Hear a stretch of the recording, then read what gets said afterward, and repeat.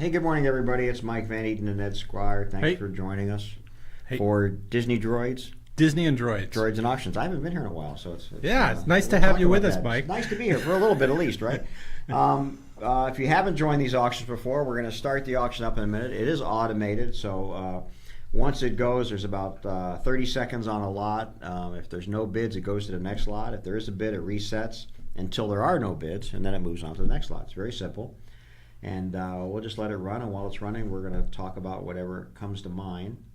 And I'm just going to wait for it to get to 11 o'clock before we start. Yeah. But it is good to be here. I've been gone for like a month. Last two, yeah. Yeah, so the last two auctions. And if you join us for these auctions, we're trying to get them out about every 2 weeks, these little online auctions. And this one's quite an interesting one, Ed, because it has a bunch of different strange things in it. Yeah, we had the Disneyland themed one. Right. We did all Disneyland for 70, and so we're doing kind of a half theme here. It's about half is our normal, a lot of Disney and all entertainment stuff and toys and things, but half is specifically Star Wars and great Star Wars collectibles from the Van Eaton Vault. It'll be interesting to see how it goes. Yeah. I'm going to start it up in 1 second. There is, if you're a registered bidder, you do have a place where you can type in messages to us, ask questions, or make comments. We're happy to hear them. So I'm going to start with lot number 1, and we're going to make sure everything is going correctly. This is the Mickey Mouse Coin Bank. Let's see what happens.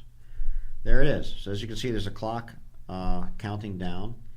And there's me and Ed. That's all good. This is one of these ones, I got to say, it's bigger than you think. When you really got to read the dimensions on these, because it's kind of a nice size Mickey. I think with all these things you have to read the dimensions on them, because absolutely some are surprisingly large and interesting pieces to go with. So while this is running, as you see, it's going to count down last call, last 10 seconds, and then it'll go on to the next one if there are no bids. While this is running, you have some favorites in this auction? We have two groups of favorites. We did a big poll of Star Wars stuff, and we did a set of the Disney and regular stuff as well. What would you like to go through first? Oh, do the Star Wars first. All right, Zach. Oh, by the way, Zach's here with us. Our Engineer Zach, I forgot. Last time I was here, he wasn't here. I was totally forgotten him. I haven't seen him in 8 months. Yeah. All right. This is a really nice piece, by the way. That vacuform Mickey, and it's in a beautiful frame box to display it. I've never seen one. I don't even. Yeah, 60s, very funny. Incredibly fragile. So I'm sure most of them were destroyed by They were made to hang in kids' rooms and things like Peter that. Brady throwing a football or something. Exactly. That's exactly what happened. Yeah. Sorry, Zach. No, you're good. Keep talking. Something happened, and I need to fix something really quick. Okay. Great. Well, it's good to have you back, Zach. Yeah. Our last time we had the most speakers we've had on here. Because it was me. Oh yeah, I saw a little bit of that. Janine came in, Brian came in, and I don't even remember who our special guest was at the moment. We've been flipping so many names. I was in the audience for that. I remember that. Yeah. Zach, who was with us last time? The E-Ticket magazine guy. Yes, Jack Jansen. It was fantastic. Yeah. I talked to him since. He really enjoyed the interview and catching up on it.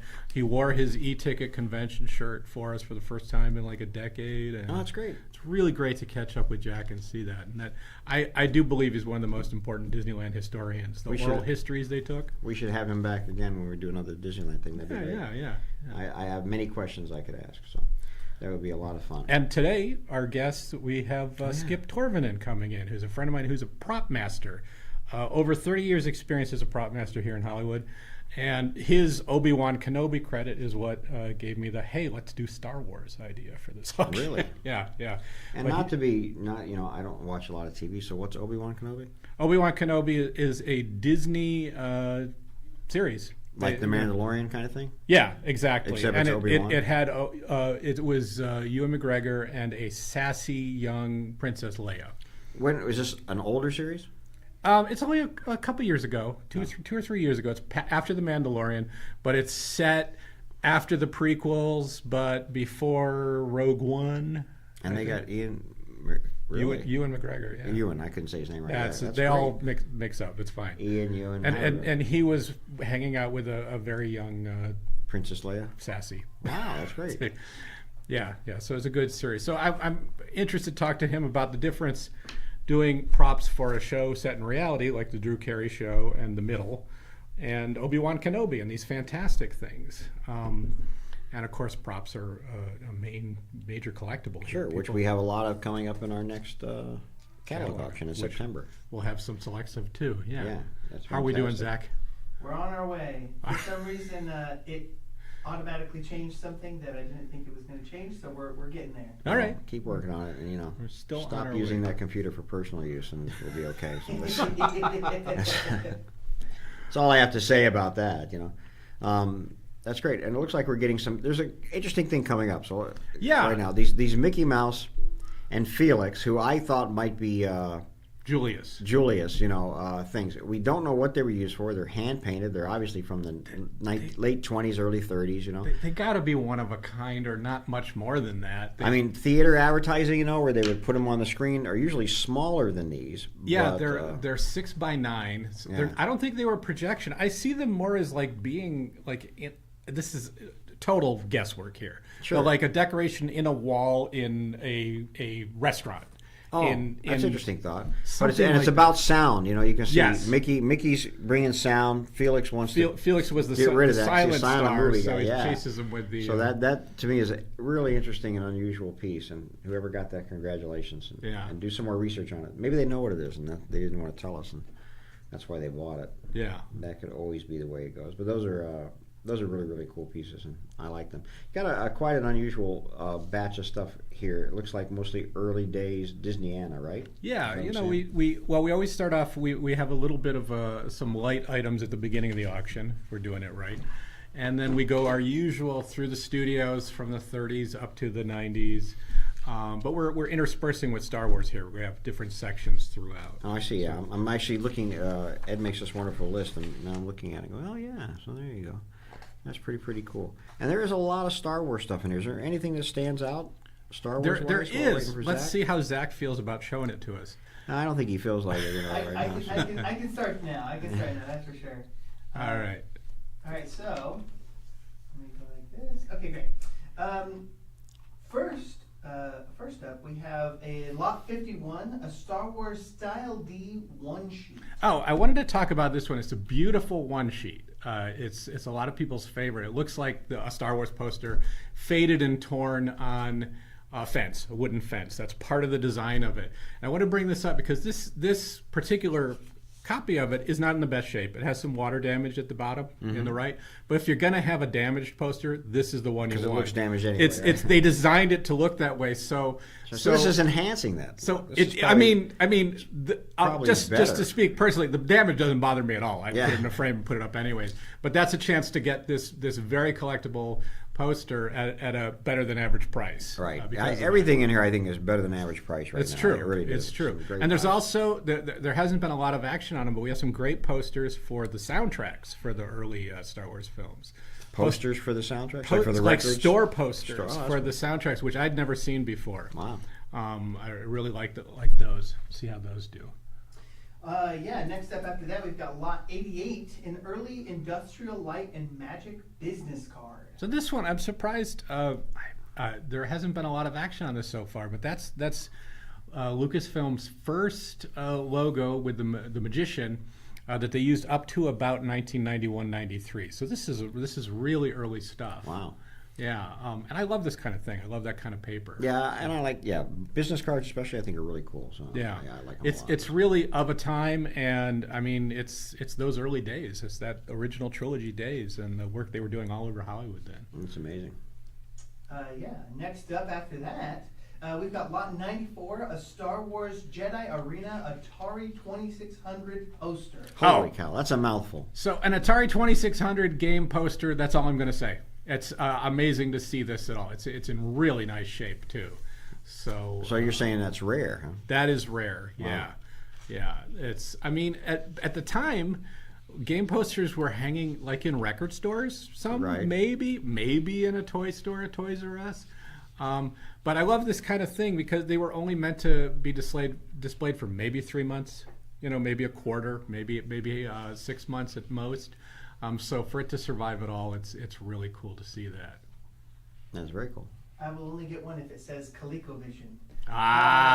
We talked about Atari and Coleco. I had both, so I'm All right, next up we've got forgive me, Corrigenda? Oh, this is our 117. this is our first ever core agenda for a live Wow. an online auction. Just because it's the Kenner Jabba the Hutt thing. I just wanted to say we didn't have a photo of it, but I updated. It's got the Salacious Crumb with it, the little guy, the little Muppet guy that sits there and laughs.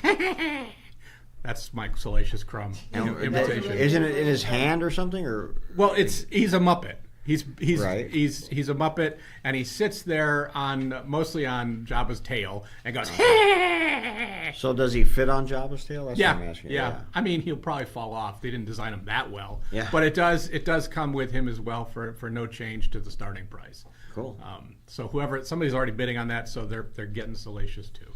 Just wanted to put that in there. Love that. Next up after that, we've got lot 192. Mark's Bacon Strawberry Jam Toy. Oh, we had a big discussion about this toy. This is so strange. Speaking of Jabba the Hutt, And this is really super rare, correct? I put this in the description. It is literally the only one that is known to exist in the world right now. So the story on Archie McPhee, Okay. toy retailer in Seattle. They'd sell weird little toys. They'd sell your Groucho glasses and stuff like that. And they'd put together. They had a great catalog I read in the '90s. I got it all the time. They'd sell like Fez with Pez in it, and you could get a Fez with 12 Pez in it, just goofy stuff.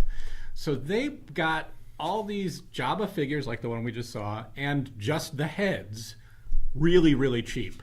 So they said, what can we do with these? It's like, all right, let's take this Jabba, and they put 10 plastic strawberries with it in a jar, and so called it Mark's Making Strawberry Jabba Jam. So it's like a to-make jam.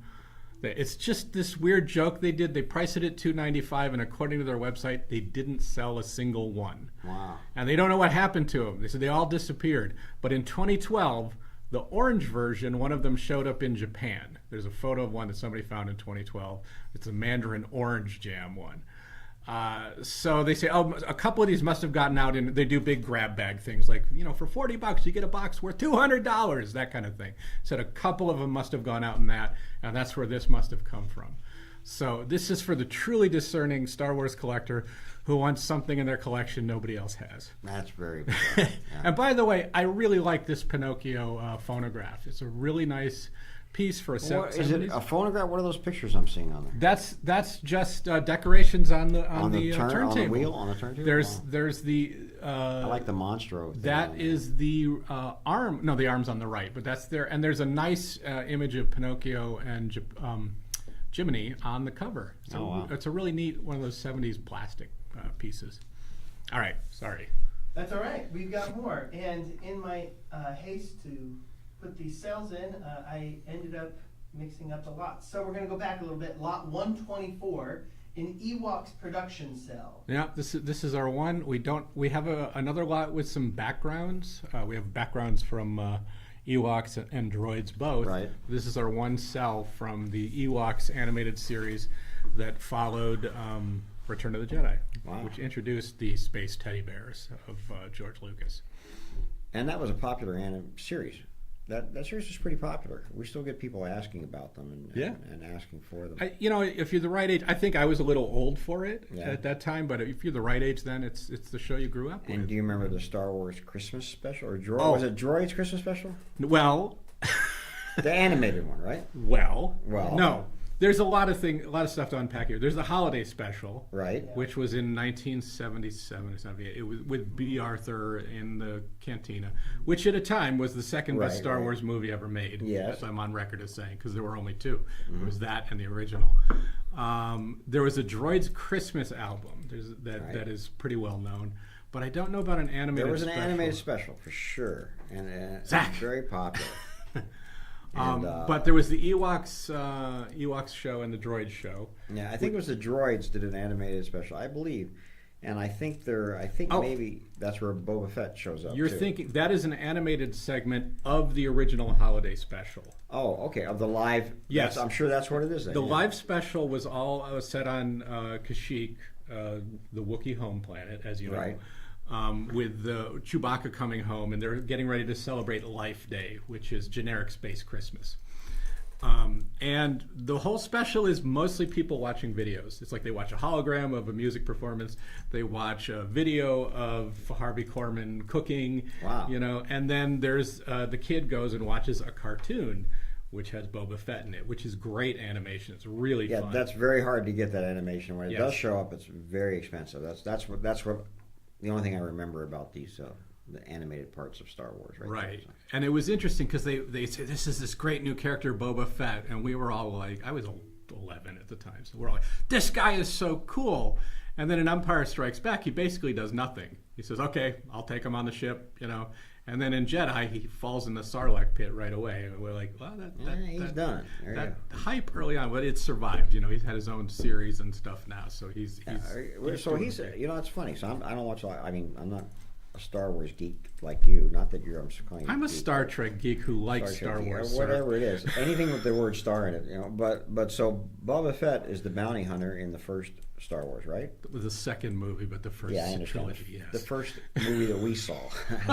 Yes, yeah. Don't get technical with me, man. So that's it. And then he just comes in and does those other two short things, and that's it. Because he's an extremely popular character. He's really popular. For being that short-lived. And He was in the cartoon. He takes Han Solo, the frozen Han Solo, away. Right. And he falls in the Sarlacc at the. And he has an beginning of action Jedi. figure. He got an action figure right away. Yeah, you could mail order Boba Fett before the film came out with you could get him free with your proof of purchases from the original action figures. I wonder So if he was going to have a bigger part originally. You know, I could only imagine. that's But really weird. I mean, Yeah. in the prequels, his dad has a massive part. Yes. In the Clone Wars, because all of the clones are Jango Fett, basically. Yeah. His father. Boba Fett Senior. Yes, basically. Yeah, yeah, that's so cool. yeah. That The whole Fett family is involved in these, I The guess. whole Fett Well, family. Wow. that actor, his name escapes me at the moment, but we've had many items signed by him because he's the voice of every clone trooper. Yeah. Every, you know, Samora Morrison? I think Something that like sounds right. Yeah, it's a Morrison. That's Yeah. definitely. What a great gig. Oh yeah. Yeah. Just doing Yeah. all of the voice acting. Yeah. You know the other similar one. I'm forgetting his name right now, but the Johnny Depp Willy Wonka movie, Charlie and the Chocolate Factory. Mm-hmm. The guy who played all the Oompa Loompas. I know his name. Yeah, it's I know his name. Isn't it like Deep Roy or something like that? No, Or it's Zach will help us out in a second. Oh wait, no. Maybe I'm thinking of the more recent one, not the Johnny Depp one. Oh, the Chalamet. Yeah, who was? Oh, that's Hugh Grant. That's what I was thinking of. Hugh Grant. Yeah. Which I thought he was really funny in that. No, I did good. Yeah. What do you? I know exactly who you're thinking of. I don't know Yeah, his name. yeah. He was in James It is Bond. Deep Roy. It is Deep Roy. Wow. Very good. Point for me. I can't tell my Disney animators apart, but I got Deep Roy. But anyways, the face, not I mean, the name. he got $1 million, which was a big deal at that time, just for because they didn't just film him once. They Right. filmed him for every one of the Oompa Loompas He got dancing paid at the for same each time. Oompa Loompa. Yeah, That's yeah. great. So yeah, you're set here, sir. You know, so that was great for him. Anyways, Nope. Somebody just wrote us and said the same thing. Deep Roy. Yeah. yeah, there Yeah, we go. Very good. Thanks for listening. I appreciate that. We have two more Star Wars features on this lot, on this auction. Lot 243, a collection of Phantom Menace watches. Oh, this is neat. We have a lot of, of course there was a lot of merchandise for the first of the prequels, Phantom Right. Menace. And I don't remember seeing these. This is a Jar Jar Binks watch with a spinning tongue. Wow. You've got a really nice Obi-Wan and Qui-Gon watch there, and a Darth Maul watch as well. This is really nice merchandise that I think people are nostalgic for now. So Jar Jar Binks, most hated character in Star Wars? Probably. Or, yeah. I mean, when that movie came out, I think that's all I remember is how much everyone hated Jar Jar Binks. Yes. Because he's just computer generated for the first time kind of guy. Yeah. That was crazy. Yeah, I remember South Park parodied him before the movie was out. They saw one trailer and they're like, "Oh, everyone's going to hate him," and they just nailed it exactly. That's so funny. But I love this set of the Mickey and the Beanstalk Royal Orleans, tableware. yeah, these are great. These are beautiful, and so that's a really good deal. That's a great set. Actually, Yeah. we've had pieces of that set go for that amount of Yeah. money, $70-$80 for just like the house, Yeah. or the teapot. But that's great. The whole set. I love the mugs. Those Yeah. are great. You got the butter dish. I think there's sugar and creamer, and yeah, that's really nice. You know what's interesting about Jar Jar Binks is that there's a conspiracy theory that I know that theory, yeah. that Jar Jar was supposed to be one of the big bad Sith Lords. Yeah. And there's whole video dissertations on YouTube about how he couldn't have possibly been able to do this unless he was a Sith or whatever. It's very interesting.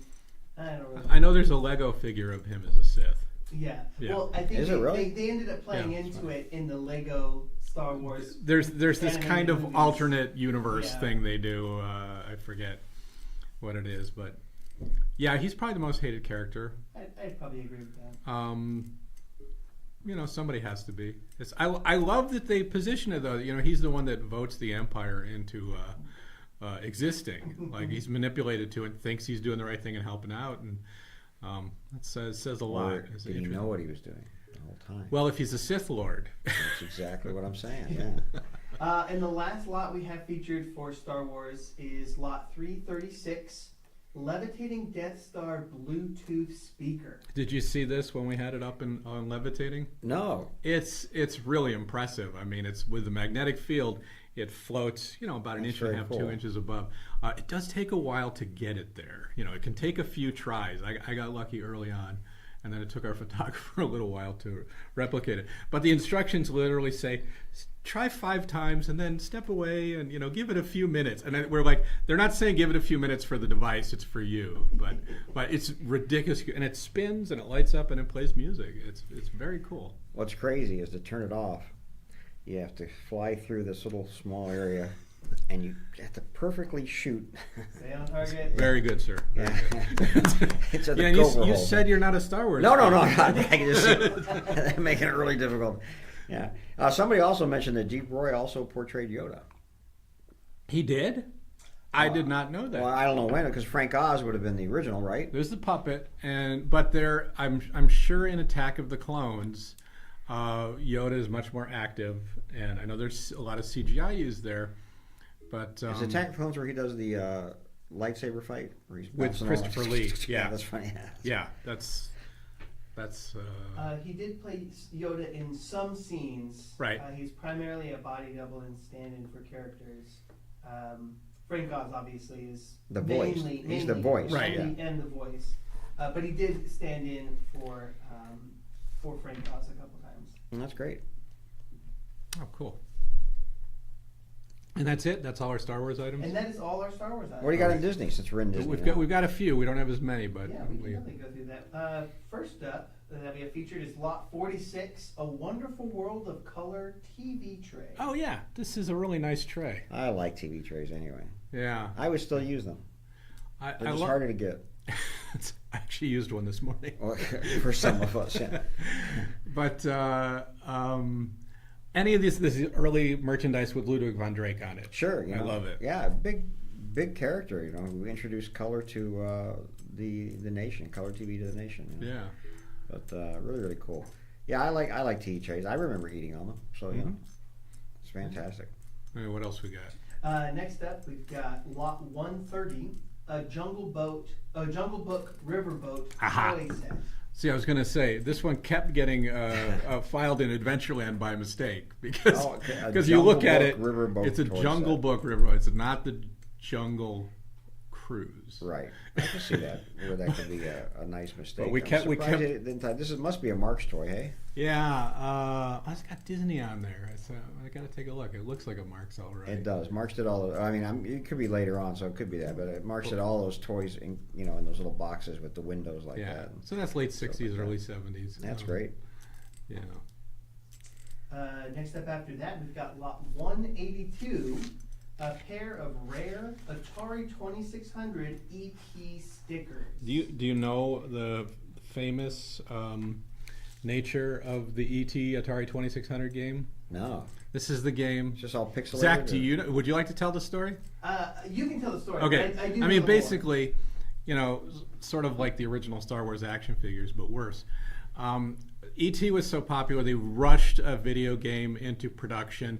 And I'm making up these numbers, but let's say a game needed at least 18 months to be developed. They said, we have to do this one in 5. It was basically that kind of thing. You have to have this at market in 5, probably for Christmas, So the game came out, and it was much anticipated, and At Universal Studios, you could line up and play it for 5 minutes, but not for longer than 5 minutes because there was a huge line of people that wanted to try it. And it was kind of universally hated. And so famously, they ended up, lots of them, hundreds of them, ended up in a landfill in New Mexico.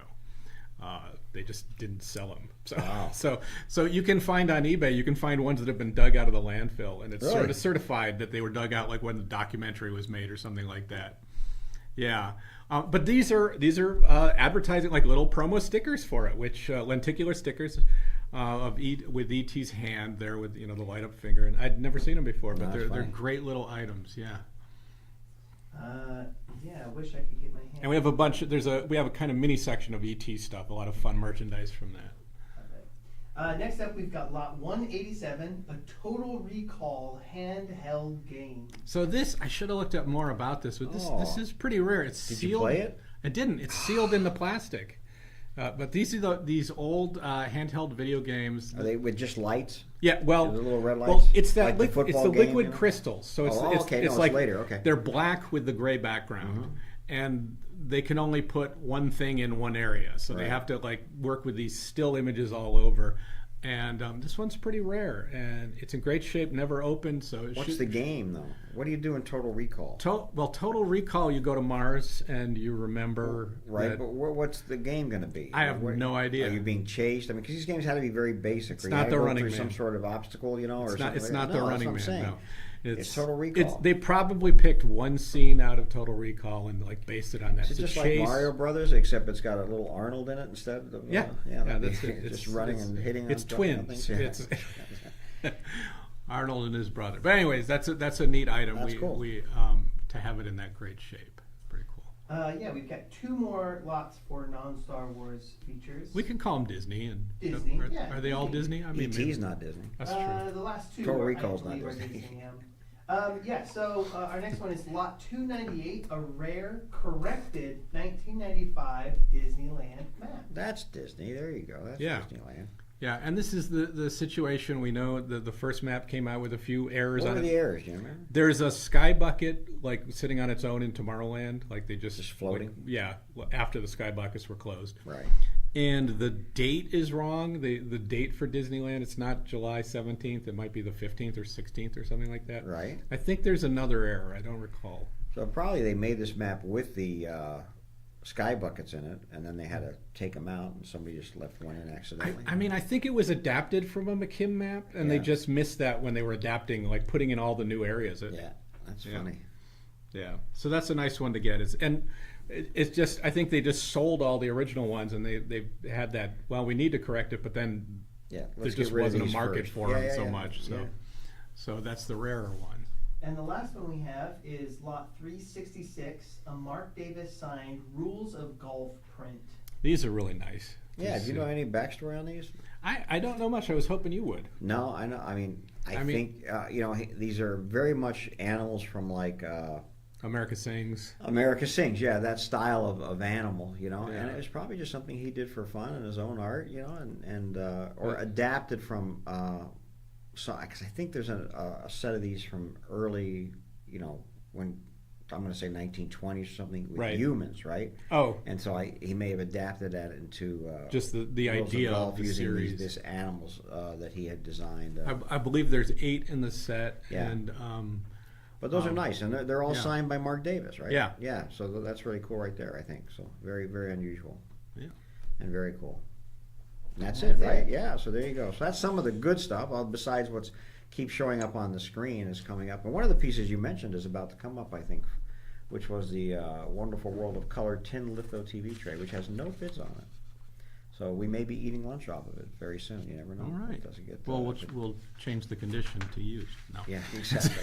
We'll sell it at the next auction, but now it's used, exactly. Stains, we'll put the stains on No, it. we'll clean up. We'll clean. Will we? No, Nah. I'm just not used to that. Not me, Ed. Not me. That's great. It looks like a really good auction. I know you've got a guest who's going to be here in about 5 minutes. So we'll take a quick break so we can get him situated in here.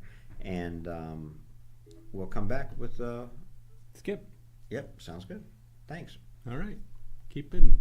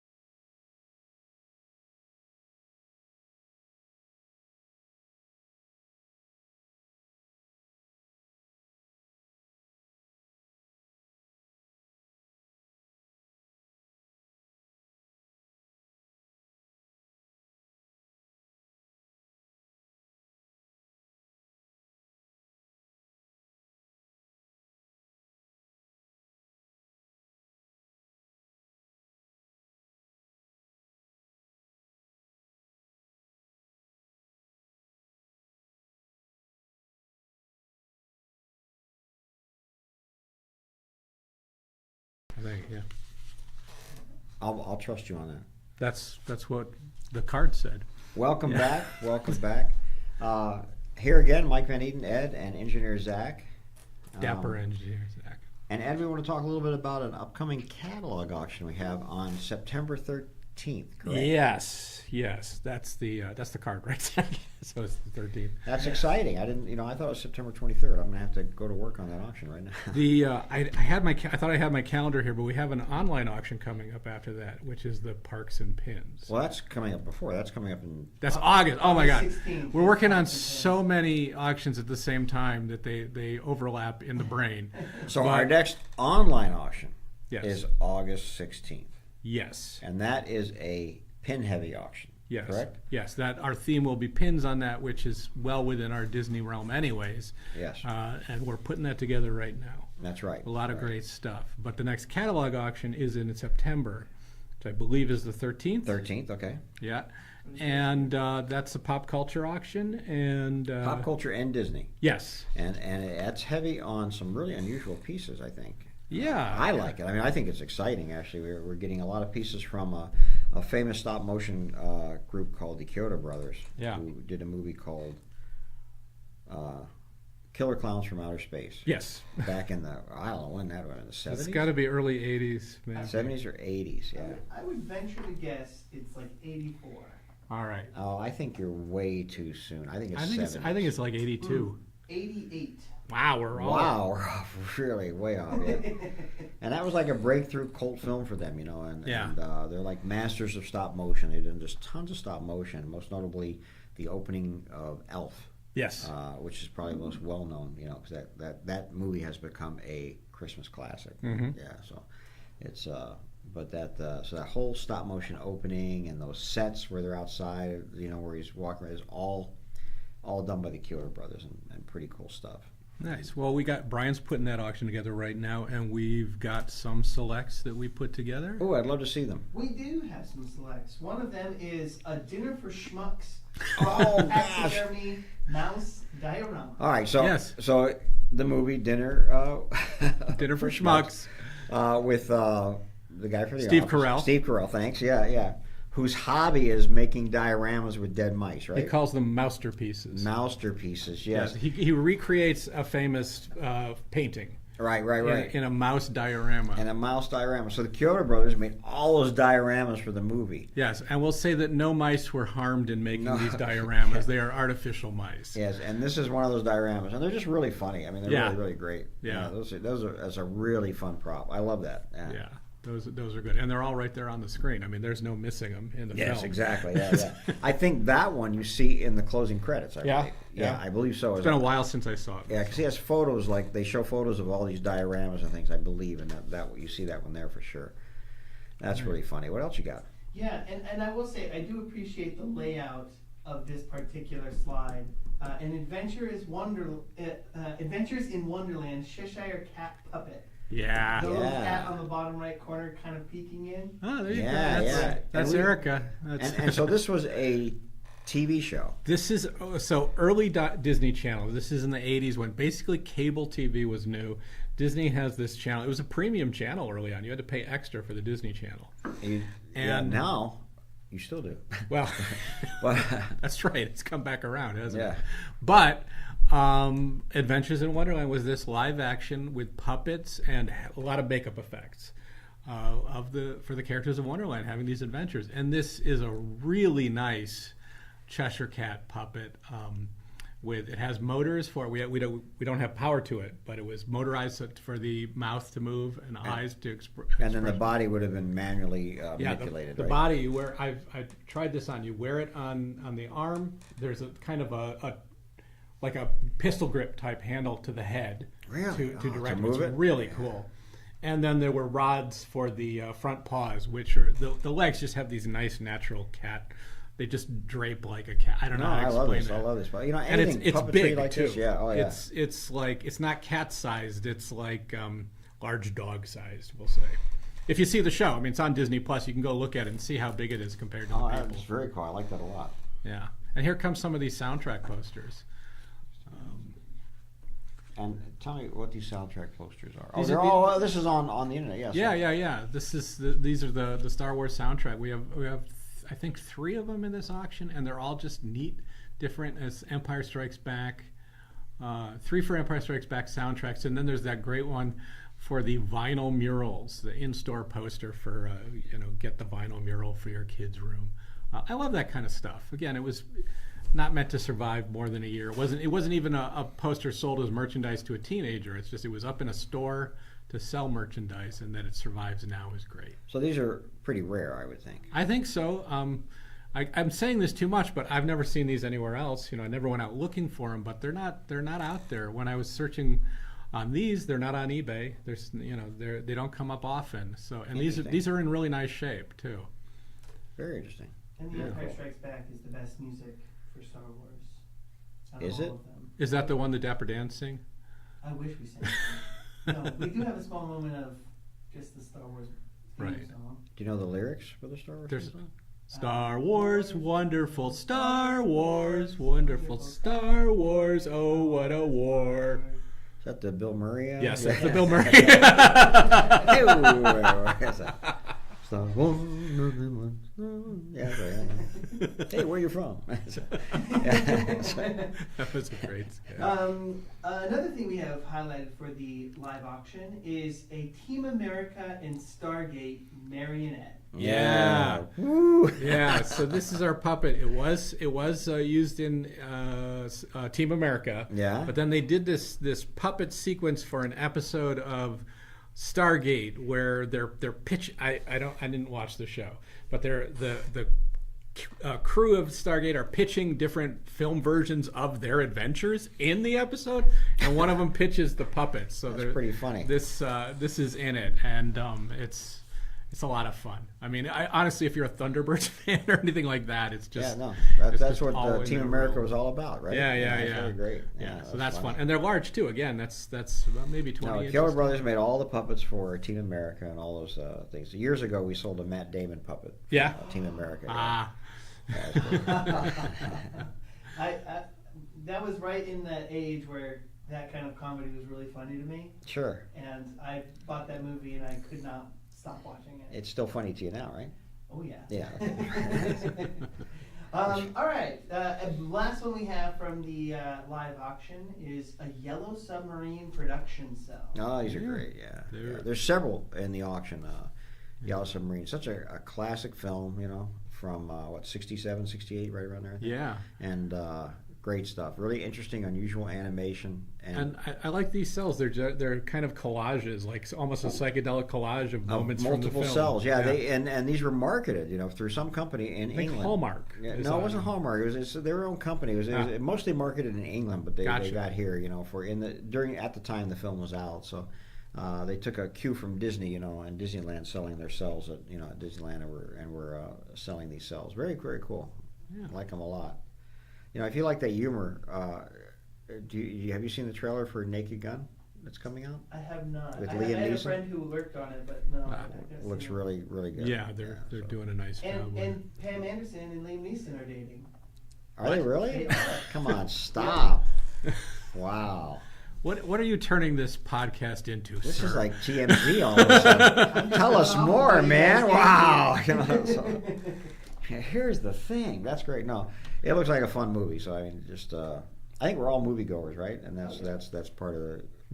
That's part of why we like Disney. I'm sure. All these great movies and stuff. Oh yeah. But yeah, I just happened to see the trailer for Naked Gun, and it's a tribute to Leslie Nielsen, I think. So it's great. So really fun. Yeah. Very cool.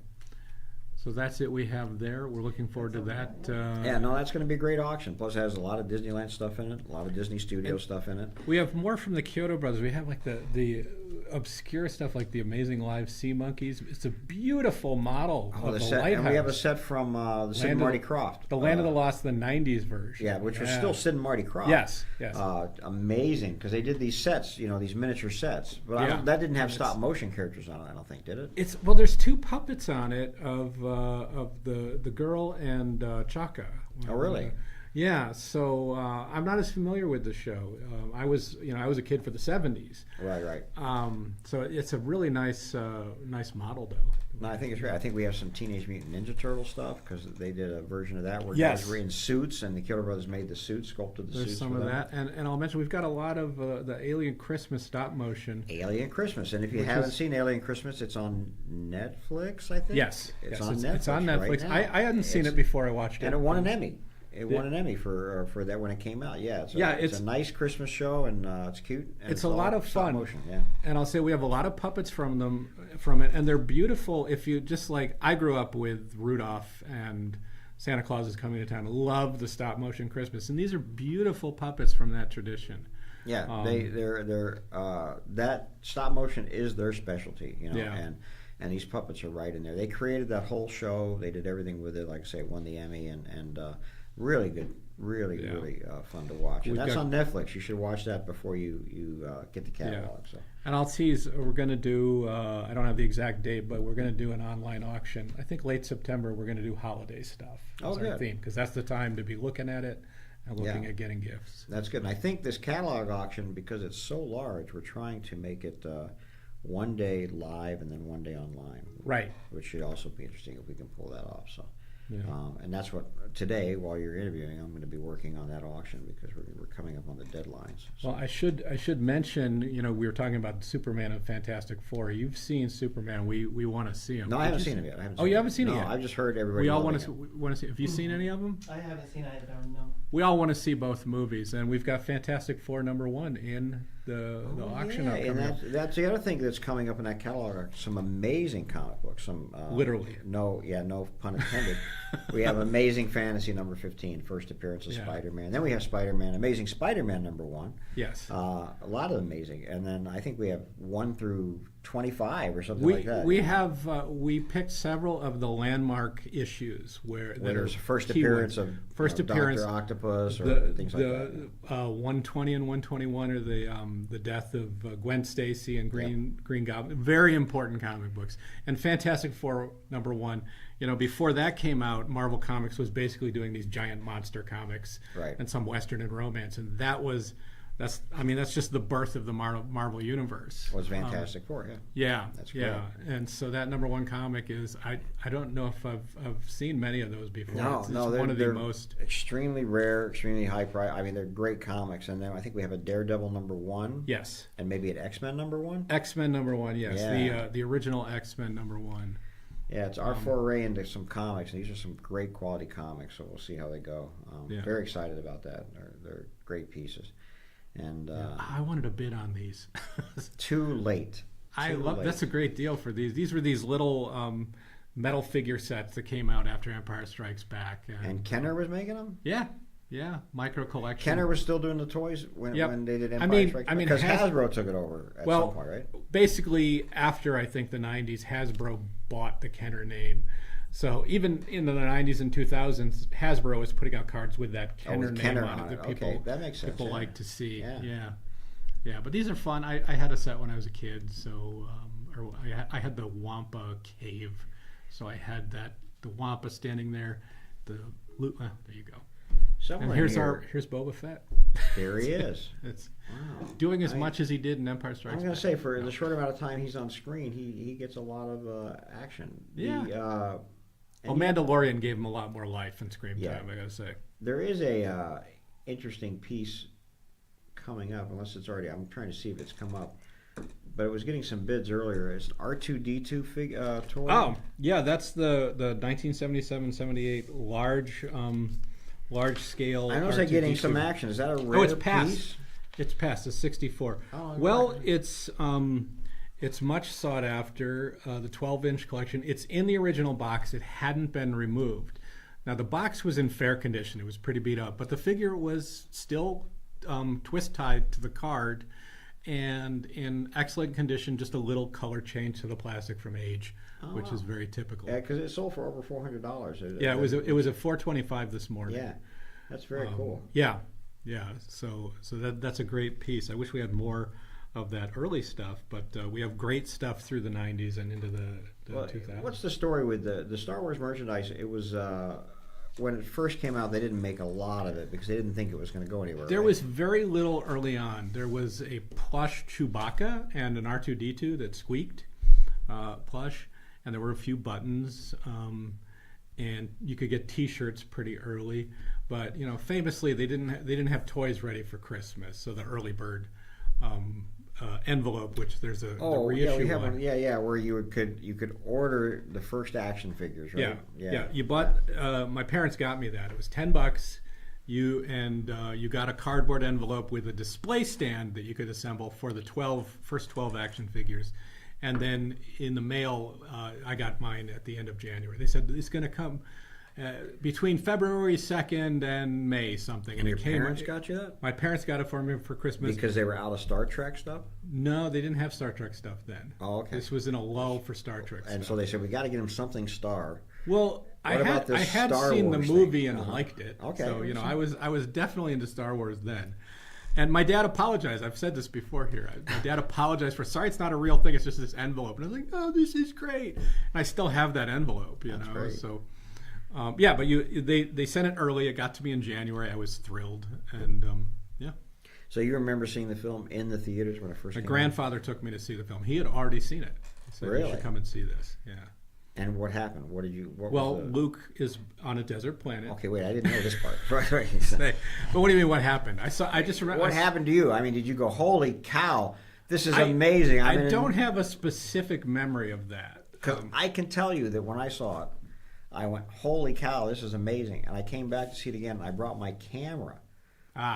So I could take pictures of scenes on the screen and go, oh, look at that moon. Things like that. I was so I had a friend that, and this is what my group would do. We'd sneak cassette recorders in and try to record the dialogue. Oh, that's funny. So you'd get mostly the audience, and you could vaguely hear the dialogue usually. It's like, oh, I'm going to sit way up on the left, so I'm by the speaker this time, because you'd go see the movie for like $3, which, I mean, I didn't have a huge allowance then, but, I think as a kid I saw that movie a ton. There's only like 2 movies that I would see over and over again. Yeah. The other one was Young Frankenstein, so they had nothing to do with each other.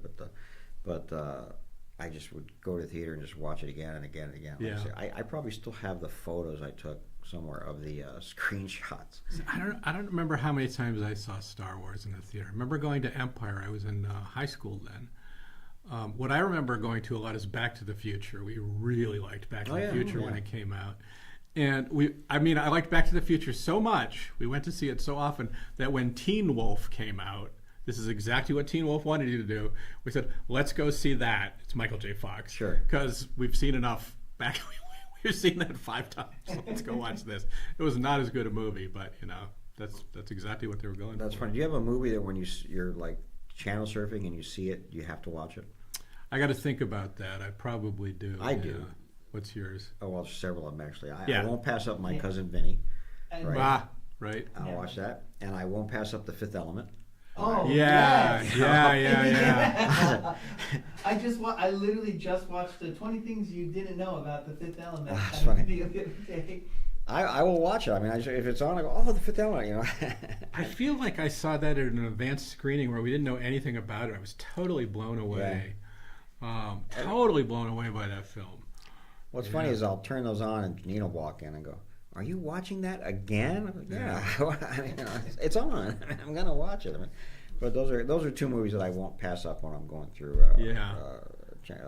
I'll have to think about it. I definitely have them. But it's funny now, with channel surfing, it's like I have lots of DVDs and Blu-rays, and I'll typically, like, I have all Big Bang Theory, but if I have the TV, it's like, oh, it's on, I'll just watch the one that's on streaming with the commercials anyways. Yeah.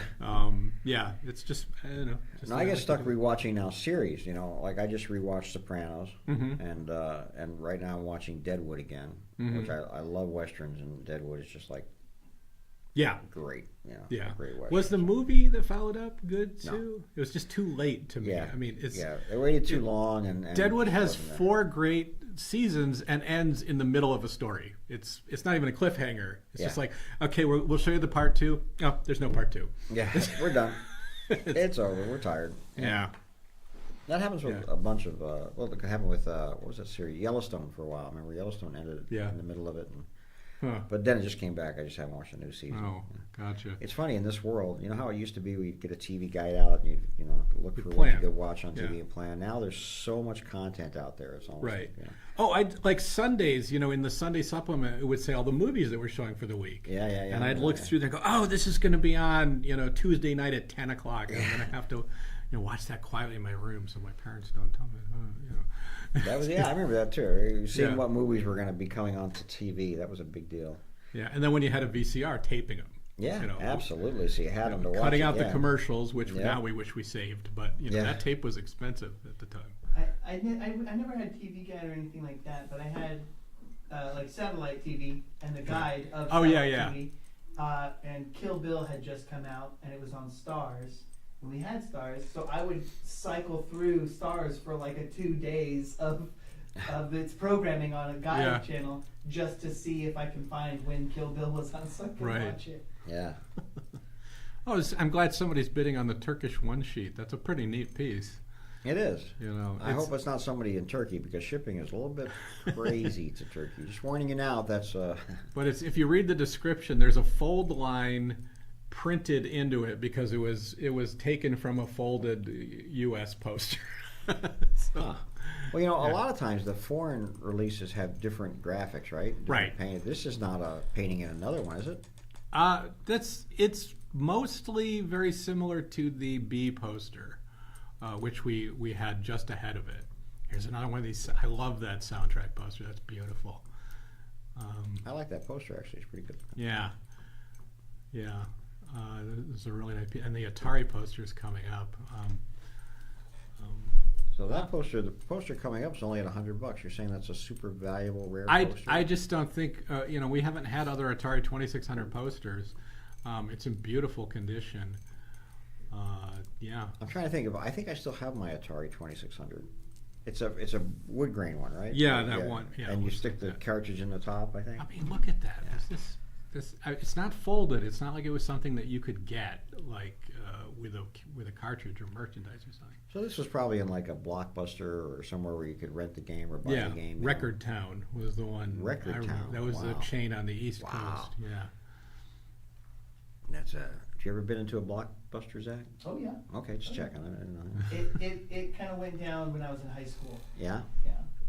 I have some DVDs that are Blockbuster copies because when they're When they close closing up, them, it's like yeah, 99 cents. I'm like, all right, I'll take that. So I kind of like having those labels now, to be honest. I think one of the great things, do you have to remember you had to rewind the VHS tape? Yes, Be Kind, Rewind. That's so That's crazy. even the name of a movie, a Jack Black I movie. think it is, yeah. It became later, yeah. So that's it. I just saw the trailer, by the way, for Good Fortune. Have you seen that trailer? With Keanu Reeves? Oh yes. As Yes, an I have angel? seen it, As an yes. angel? Yeah. Yeah, that's coming out. That looks actually really good. That's coming out in the fall, so it's really cute. Looks funny. With Aziz Ansari. Yeah. Yeah. He wrote it and directed it, I think. Did he really? Yeah, I think that's the big deal around it. But he's got a good cast around him for sure. So Seth Rogen and I just saw this morning an Keanu interesting Reeves. trailer. It's called Sketch. Have you seen that? No. So it's like I'd never heard of this before this morning. It's a children's. It's a little girl's sketchbook. Gets dropped in like a puddle of a radioactive ooze in the woods, and all the creatures she drew come to life.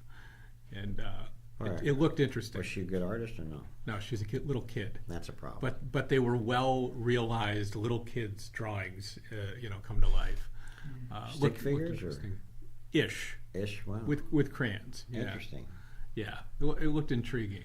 So she's walking in the forest and she comes across radioactive Well, ooze. 'Cause you're- I'm just asking this question. You're telling me That's more story Very much than what like a I Marvel. know. These kids were there. There's some blue stuff on the ground. The book was dropped. Okay, so we don't know that it was radioactive ooze yet. We have to watch it. Because usually that turns somebody into a superhero. Not if you drop a coloring book in it. Apparently not. What if she had stepped in it? Would she have been realized into some form of creature? Do you want to that go we pitch a sequel to him? I don't know. I'm Pitch a thinking sequel right to now. him? Let me register the trademark on that. Wait for it. I'm just going to get the copyright while I can. And that's funny. Hey, Skip is here. All right. Let's take a short break. We'll get Skip in here and talk about some cool stuff. We'll see you guys in just a minute. See you.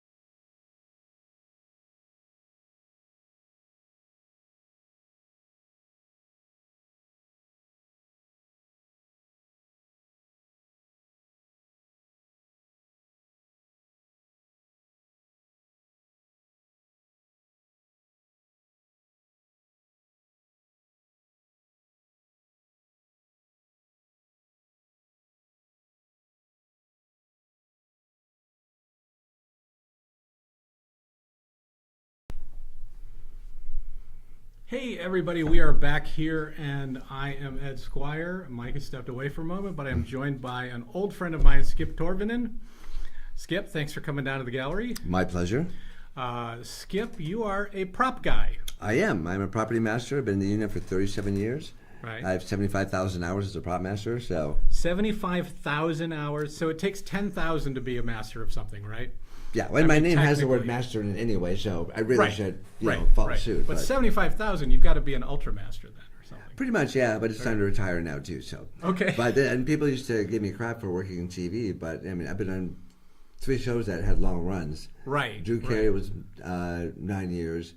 Californication was 7 years. Right. The Middle was 9 years. Yeah. And I did 4 seasons of Abbott Elementary, too, so... Oh, wow. Yeah, so it adds up. Yeah. So, especially with shows that do 22 episodes, which is rare now. Well, I wonder if you remember where you met me, the project. It was a big deal for me because I didn't work a lot of production, but I don't think it was a big deal for you. I'm trying to remember. How long ago was that? It was like 92, 91-ish. Something like that, yeah, because then we made our little short in 2001. Yeah. That was sometime later. Yes. But we worked together on a Lifetime movie. That's right. Called, now when it was in production, it was a Cheryl Ladd film. It was called They're Doing My Time. But it was that's about right. her kids suffering. About that one. Yeah, it's about her kids suffering while she was in prison. Right, yeah, for exactly. a crime she did not commit. Correct. It was her crummy, secretly drug-dealing boyfriend. Right. And then when it was on TV, it was called Locked Up, A Mother's Rage. Right, that's right. I remember that. Yeah. Yes. So that was that was like the first production I worked on. And at that time, you made this for me. Oh, my God. You were such a pup back then. Yeah, so this is. Can you put that over for the camera for me? I know I'm messing up your. No, that's fine. So it's a prison movie. Thanks, Zach. You bet. So you made inmate IDs for a bunch of correct. us. So that's like oh my God, that's like over 30 years ago. Yeah, that's like laminate. And now I have a badge printer. I just make these on the fly. So Right. But yeah, so you can see I'm proudly wearing my PA earpiece in the photo because it was a big deal to me. But I've known the Drew Carey show. Mm-hmm. I came to one of the tapings of the Drew Carey show. That's right. But what inspired this auction being a Star Wars auction was just your Obi-Wan Kenobi credit. I said, if we're gonna have Skip, let's make this Star Wars. Oh yeah, Let's absolutely. talk about that. That was my bucket list show to work on. Yeah. Because I saw the original Star Wars in 1977 on opening day at the Chinese Theater. At the Chinese Theater. I can't Theater. think of a better place to see No, it. absolutely. And for a teenage science fiction nerd, I was like, oh my God, now I have to work in the film business. That was the one that I always loved movies, but that was the one that pushed me to really try to get into business. So I think it did a lot of my generation. I mean, it did. I went to film school, and pretty much everyone was naming Star Wars and Raiders of the Lost Ark. Yep. I mean, even the new the actor playing the new Superman, huge Star Wars fanatic. Right. Right. He was doing some dialogue verbatim in his car and a video I saw. So to talk about being a prop master. Yeah. What do you do? Being a prop master for a show, we'll just say set in reality, like Drew Carey Right. show, Yeah. Exactly. or The Middle. Right. What does that job entail? Well, it's like so basically, because it's TV, you have a very short lead time. So generally, I have it between 4 and 5 days to prep a show, Right. and to get the props they need. Sometimes they'll give you a script if it's something major. If you're doing something very unusual, they know you're going to need something. Sometimes they'll let you know. Sometimes they don't. Right. But I'll break down the script, and I'll go by every scene, and then make notes of what's a prop. Or I'll have to make notes as okay, they're in a restaurant, so I'm going to need background food, waiter props, and not just what's scripted as the hero prop. Right. So you have to kind of guess what you might need. Yeah. And then say, well, they could ask for this. I better have one of these just in case. So. Because you don't know exactly what their scene is. Are they focusing on one table, or exactly? I mean, from the script, you can tell if they're going in and out of the kitchen as part of it. But you have to anticipate more than is on the page. Exactly. You have to really. It's a good skill to have. Yeah. And you always have doubles of everything because our prop motto is when you have one, you have none. Because if your actor breaks it, you're screwed. I like that. Yeah, I like that. so, when you have one, you have none. Yeah. So basically, I'll break that script down, and then I'll find a way to either rent it, build it, or find it. So. Right.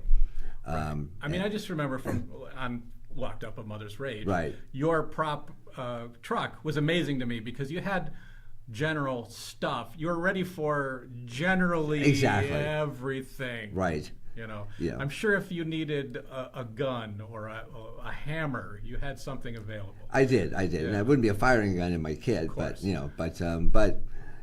some last minute things I try to keep there just in case. Backpacks,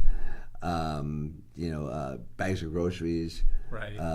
Some fake food in there, and then we also handle director's chairs and things like that now too. So it's always a pain in the butt. Right. But now we've all moved over to the aluminum chairs, so they're much lighter and easier to move to the wood ones. Because I remember the old wooden Yeah. clackety pinch your hands. Oh yeah, ones. absolutely. Yeah. No, yeah, they now we've all gone to aluminum chairs. They're lighter. The actors love them because they have a little table that folds out, and Nice. they're much easier to deal with on set. Do they still have the canvas chairbacks? Because those are popular at our auctions. Yeah, they're made specifically for the camping chairs, but it's still the same thing. They have the name on them and stuff. Right. So.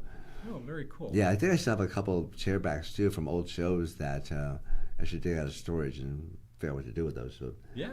Well, talk to us here at Vanny. Oh, I will. Absolutely. Yes, absolutely. I know a guy. So.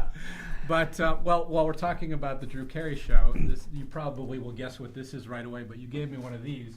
I went to the third to the last taping. You know what it is already? I know exactly what it is. I'm sorry, Zach. Can I? Yes. Oh heck! I'll just pull it out of here. There you go. There we go. And Buzz Beer. Yep, original Buzz Beer bottle. Yeah, which I'm rewatching the Drew Carey show on Pluto TV right now. Nice. I'm really enjoying it. It was such a huge thing. We were talking about this because of all the music used. That made it difficult to stay in syndication. Exactly, because they didn't get perpetual licensing for the music. It's like, for this season. So. It kind of disappeared for about 20 years. Yeah, I'd say. absolutely.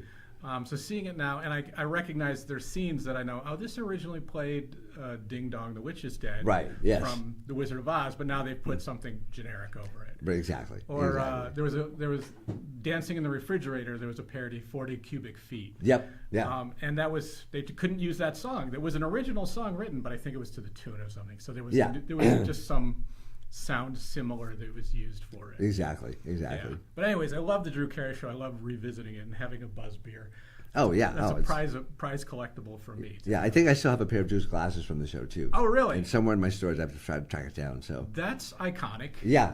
Absolutely. I mean, that was his thing. I found a cast and crew mug at a thrift store. One of the great things about thrift stores in Los Angeles is sometimes you just get lucky and find cast and crew stuff. I found Star Trek Voyager cast backpacks, for $2. Mm-hmm. Yeah. Oh yeah. Absolutely. And there was a Drew Carey mug with the logo, that caricature of him logo on it that I still have. Wow, that's cool. I love that. I'm a geek. I love this kind of stuff. Well, we all are. I mean, that's why we're in this business. So true. So then let's go to. Well, let's talk about Abbott Elementary. Okay. Because that's much more recent. How did prop mastering change recently with 3D printers and that sort of thing? Oh, it makes a huge difference. In fact, 2 seasons ago, we had a Christmas episode, and one of the props was the janitor, Mr. Johnson, Quinta, who plays Janine Teagues in the show, made a bust of him. When I found out, I had 4 days to make this thing. Wow. So okay. So basically, and the actor's claustrophobic. So he was afraid of having to do a life mask. I said, no, we don't do that anymore. We hand laser scan you, and then we just 3D print you. Right. As a matter of fact, and then so I brought one of my Mr. Johnson busts with me, which I'll put right here. See if I got this right. Great. Wow. So we scanned him, and then my friend Jerry Constantine went in the computer and sculpted the base and everything for it, and then printed out 6 of those for me in 4 days. And he hand painted every one of them, so to give him that nice pristine statue look. And you have 6 because if you have 1, you have none. Exactly. And I think they're actually down to 2 now. Right. So and I think one of them went on display at Comic-Con this weekend. Oh, I think cool. That's what I understand. So, yeah. But because I'm retiring, I'm not on the show this season. So, right. Do something else creative before I leave this mortal coil. So, I hear you. Yeah. So I remember you had it on your Facebook. There was a board. I'm a little behind on Abbott Elementary. Oh, that's okay. That's fine. But there's a board game that you made, a prop board game. What was it? Drought. Drought. Yes. Drought. Yeah. And Is that in the script and you just come up with it, or is somebody Yeah. designing, helping No, you? I designed that particular prop. I designed and built by hand myself. So Very, very cool. but yeah, because you can buy blank board game setups at Amazon. Right. It comes with the board, the box, everything. You just put your cover on it and Interesting. create your own artwork. And so, were you ordering that off Amazon? Like I ordered that part off same day, Amazon. next day shipping or whatever. Yeah, well, I had plenty of time. I knew ahead of time for that one. But then I created the artwork for it, and then I 3D printed some game pieces, like a little water well, an old school water pump. So drought related stuff. So if you don't see much of it, you see the game initially, but there's no tight close-ups of anything. So, Right. Huh. but fun stuff like that. Again, 3D printing has been a big boon now. Yeah. Especially because they've gotten cheaper and faster now too. Right. So, and they're getting so much better now. In fact, my roommate, who's another prop master, is building the original Maria from Metropolis, full size, Oh wow. 3D printed, Yeah. and the pieces look amazing. Yeah. So, and he printed a Boba Fett helmet just in one shot because he could, and so we're just putting a bunch of cool stuff. I have to get into this now. If you're not familiar with Maria from Metropolis, that's like basically the first screen robot. Right, that was C-3PO was based on the look of Maria. Right. So- Right. And the original costume, I believe, is made of wood. I believe that's correct. Yeah. Or I don't know how much of it is costume and how much of it was puppet. It's been a long time since I saw that. Yeah, I know it's been Yeah, forever but- too. So, But still, I knew somebody who saw that on display in France, I think, Uh-huh. and he said, "Yeah, it's aging." I'm But, sure. Yeah. But yeah, that's amazing what you can do with 3D. Oh yeah, no, it's changing everything now. So I think we have 7 3D printers at home now. Mm-hmm. Different resin, a couple of different filament printers and stuff. So Right. yeah, I 3D printed a skull as a joke in a prop on Abbott, which you never see. It was in a box Right. because it was the last year's episode where Tyler was like an Uber driver, Uh-huh. and he had this one creepy guy, and the guy was supposed to have a box. Right. And no one knew what it was. So I put a skull inside the box, just for fun, Right. because I have a weird sense of humor. Yeah. No, but did they ever open it on screen? No, like, never but did, no. I mean, that's good. That's a good way to get a reaction even if you don't show it. you No, know? exactly. It was an inside joke. Like I Right. tried to hide, Easter eggs in all my props. Yeah.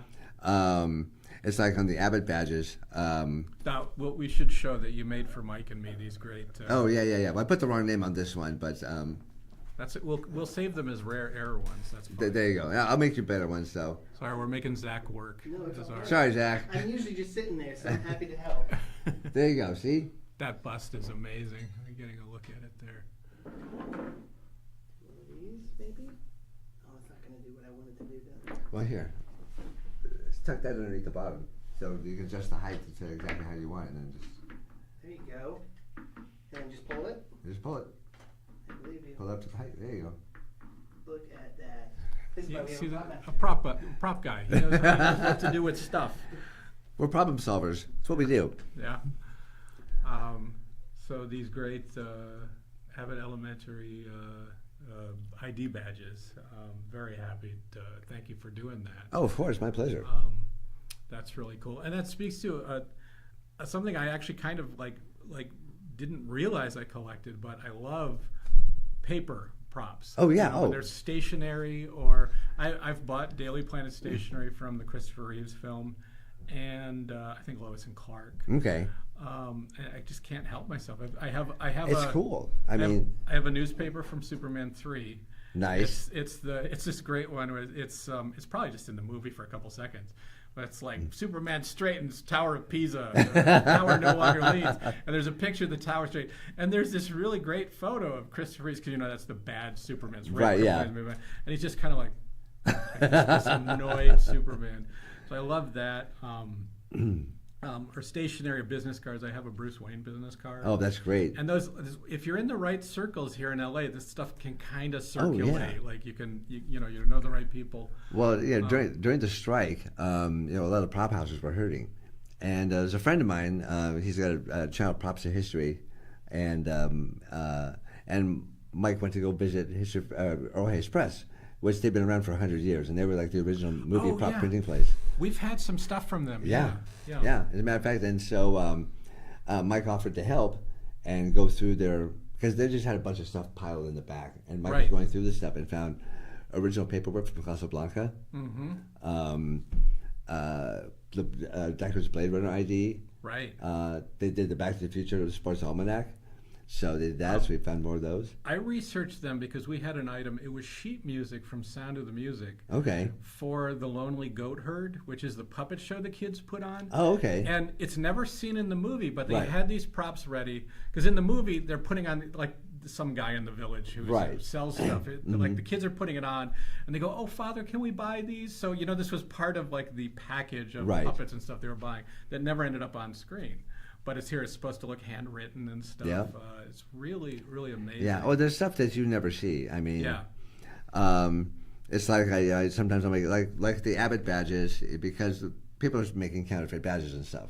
Right. So I put Easter eggs in my badges, so I know. Okay, well that barcode doesn't say what it's supposed to say, so I know that's not mine. Okay. Well, we won't give away what your Easter eggs. No. Yeah. Secret. But I like that. Yeah. So that, and you've got something from the middle here too, which is another show I love. Exactly. I So, like we did a science fiction convention for one of Brick's favorite books, the Nowhere series. Oh yeah, I remember And that. so this is the Planet Nowhere Con, and this is the just the convention thing, the Mighty Dwarf. That's the comic book we had made. So I have to clean that against there, and then just one of the Nowhere Con, ID badges. Yeah, good luck with that. Or make it work. Oh no. Excuse me. I'm gonna do what you told me to do. There you go. See? And you made a lanyard. You have a NowhereCon lanyard. Oh yeah. No, Oh, that's great. lanyard companies love me because that's his sense of So authenticity. I'm gonna. What's the minimum buy for a lanyard? This way, like for a show, how many lanyards would you have made? Depends on who you go, but generally the minimum is like 100. Right. And I go through the Abbott lanyards like crazy. Oh yeah. So I generally order maybe 300 a season. Right. We give them away and things like that. So Yeah. I didn't have as many Planet Nowheres done because it was only a one-time deal. But Right. So you probably got 100 or whatever was your. no, 50 or exactly. So something like generally, that. it's, the minimum was 100. Yeah. And I've ordered up to 500 on stuff before. So But I know, there've been times I've been in a prop warehouse at one of the studios or something, and you come across, like if I came across the Nowhere badge and Right. recognized it, I'd flip out. Like, oh, I know exactly what this is. exactly, Oh, yeah. and I have bought at sales, like I went to the Warner Brother prop sales a few times, and one time I found a Disney $2. It was a hand painted globe of Mars for $2. Wow. I go, okay, I want that. It's $2. I'm getting it. And I figured out it had a Disney ID number on the bottom. Now sometimes places borrow from several studios, and sometimes props go back to the wrong studio. right, This would happen. that happens. So I figured out this was from Mars and Beyond. This was from wow. the 50s Disney show. Wow, Yeah. that's cool. Yeah, so I found that. But I have some stuff hanging in my garage. Like I have a diploma for a Bryan Cranston character on this sitcom that ran one season called The Class. Oh yeah, I It's think I like remember this that. Yeah. character. I'm like, okay, because it was at a prop show sell for like $1. Oh sure, yeah. I have one of the magazines from Suddenly Susan. That, she was writing for a show called The Gate. Right. They had all these covers hanging up, and Oh, one nice. of those, it was just a color copy, with Still. like barely put together. But yeah, I love that kind of thing. Oh yeah, I have some bunch of stuff from Californication. The opening sequence where David Duchovny's holding up the newspaper. Mm-hmm. Well, in the original version, they didn't have a clear name on there, so we had to reshoot that and digitally insert the new cover on. And so I created it.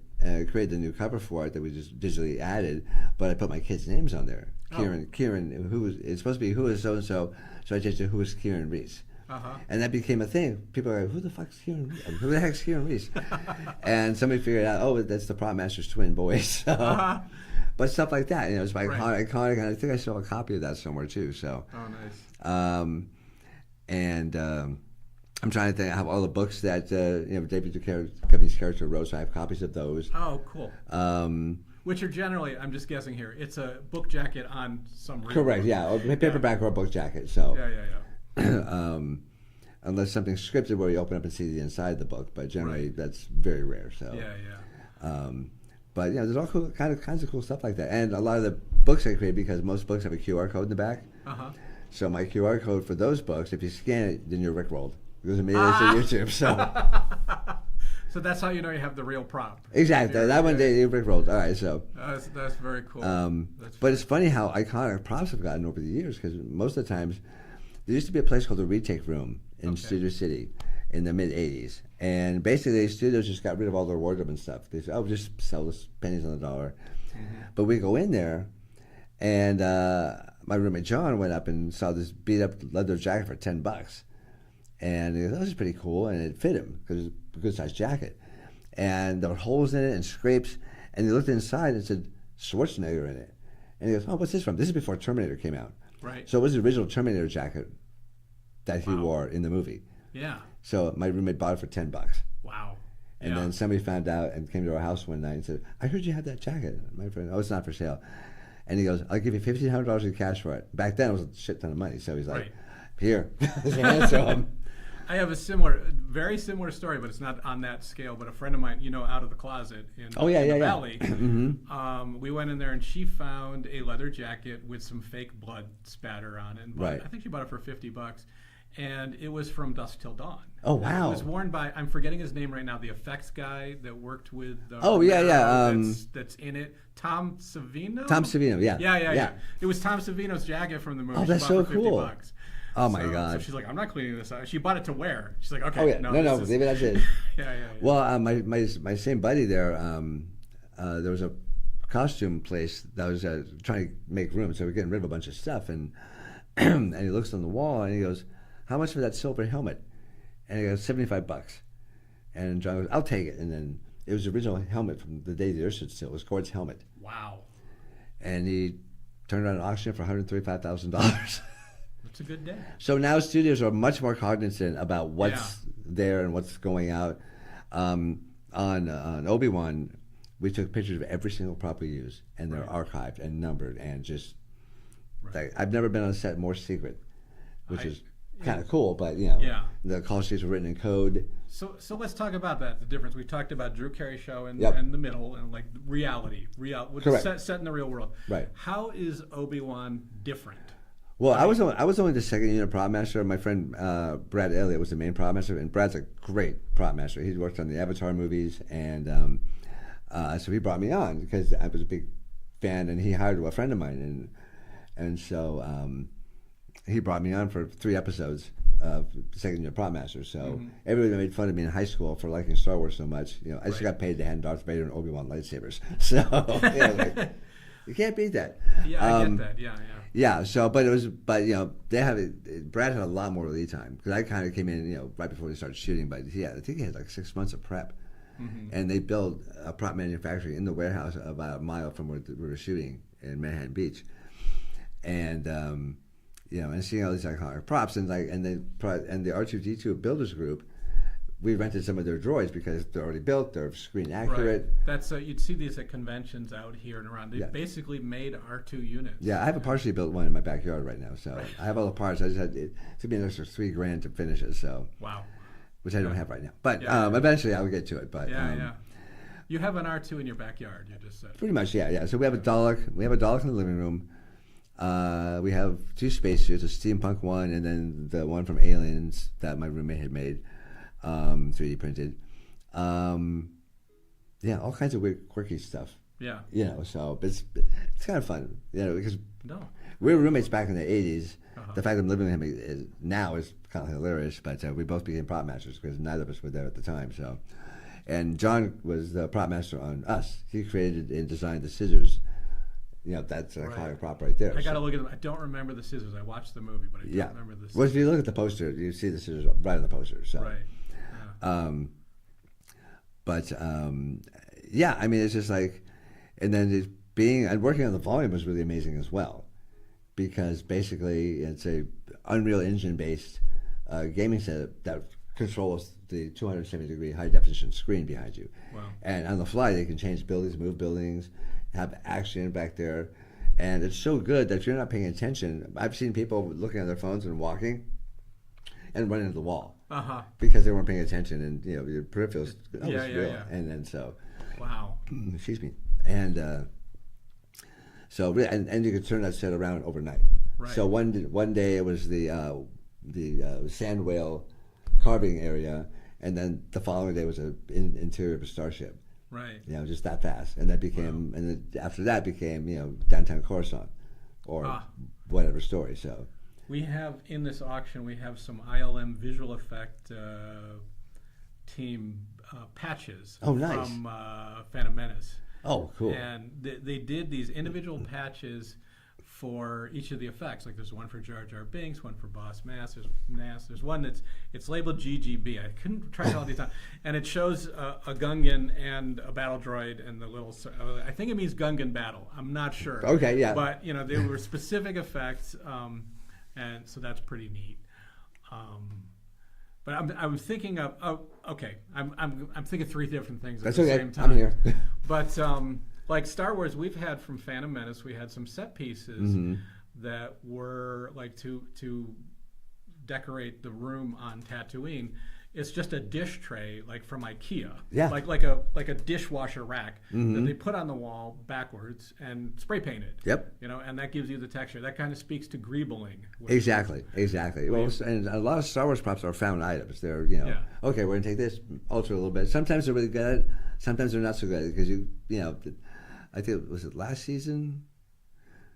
Was it Andor? I'm trying to remember. Anyway, they just basically took a Polaroid camera, an old Polaroid camera, and made some kind of scanner. I'm like, it's a Polaroid camera. Right. It's like, you need to add more stuff to that, guys. I think the original series of Star Trek was like, there were a couple medical tools that if you knew them, you're like, that's our salt shaker. Yeah. Oh, yeah, absolutely. Yes, You know, absolutely. They just took a salt shaker and went like, he's bleeding. You know? Yeah, well, Phantom Menace, you know, their communicators, the giant communicators, were Lady Bic razors. Yeah, with some Greebles added to it. I got to check that out. So, and it's like, you know, and anything Star Wars is really popular. Like I made these challenge coins at home, and basically it says Obi-Wan, it says Kenobi prop department in Arbish. Let's see if I can. You might just have to hold this up for a second so you can see it. So, and then so I made these as crew gifts, and there you go. I made this as crew gifts, right? And I think I made like 360 of them. I'm glad this is an odd lot. These are prop flowers or set decoration flowers from Alice Through the Looking Glass. Oh, nice! The Disney film. So I was glad that those got a bid. Yeah, sometimes you never know. Like, Yeah, is right. anyone You gonna don't bite on this or not? So I'm glad those got some attention. No, exactly. Yeah. But so I made this, but I had to get permission from Lucasfilm to make these, and so I sent them the artwork and said I'm making these by hand. And aged them down myself, and they gave me approval. So, and then one side that says "May the Force be with you" in Arabic in the year we made it, and the other side just said "Can I be prop department?" Very cool. So, but it's fun to make. I love handing them out because I like making people happy. So, but I saw somebody was trying to sell one of those online for like $500. Wow! I'm like, crap! I could have sold 300 of these for $500, man. But that's not what they're for. So right. No. So well, that's very cool. Yeah. You okay? Do you want to take a break, or do you want to? I don't know. Let me take a water break real quick. Yeah. Let's take a water break, and we can come back. We'll be right back. All right. All right. Cool. All right. Thanks. See you guys in a minute.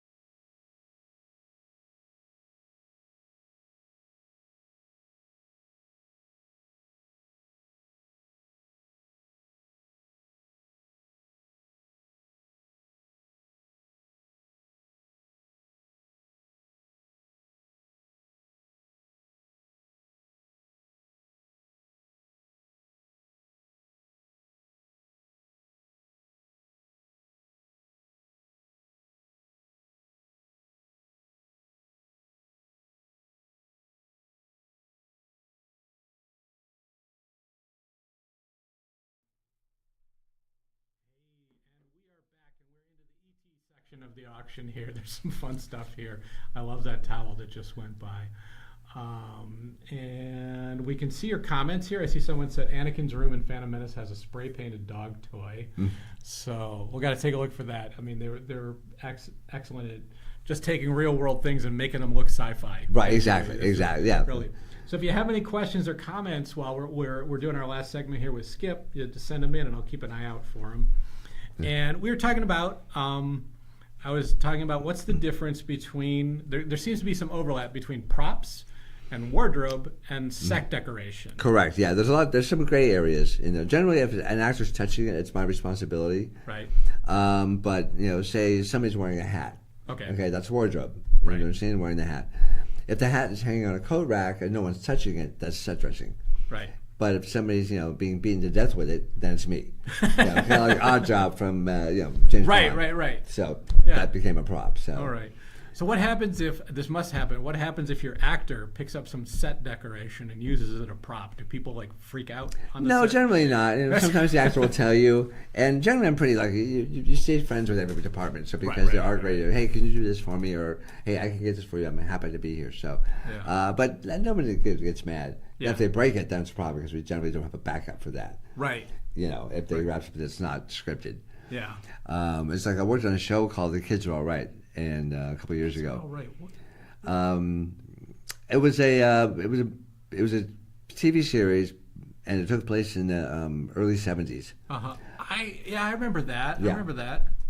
Yeah. And anyway, so Thursday, I get a heads up for seeing it on Monday. I say, oh, by the way, I'm taking a whistle out of a Cracker Jack box. Okay, this is the early '70s. Right. So I have to find the original Cracker Jack box artwork. Right. And then figure out where I'm going to find this whistle that he takes out of the packaging. Yeah.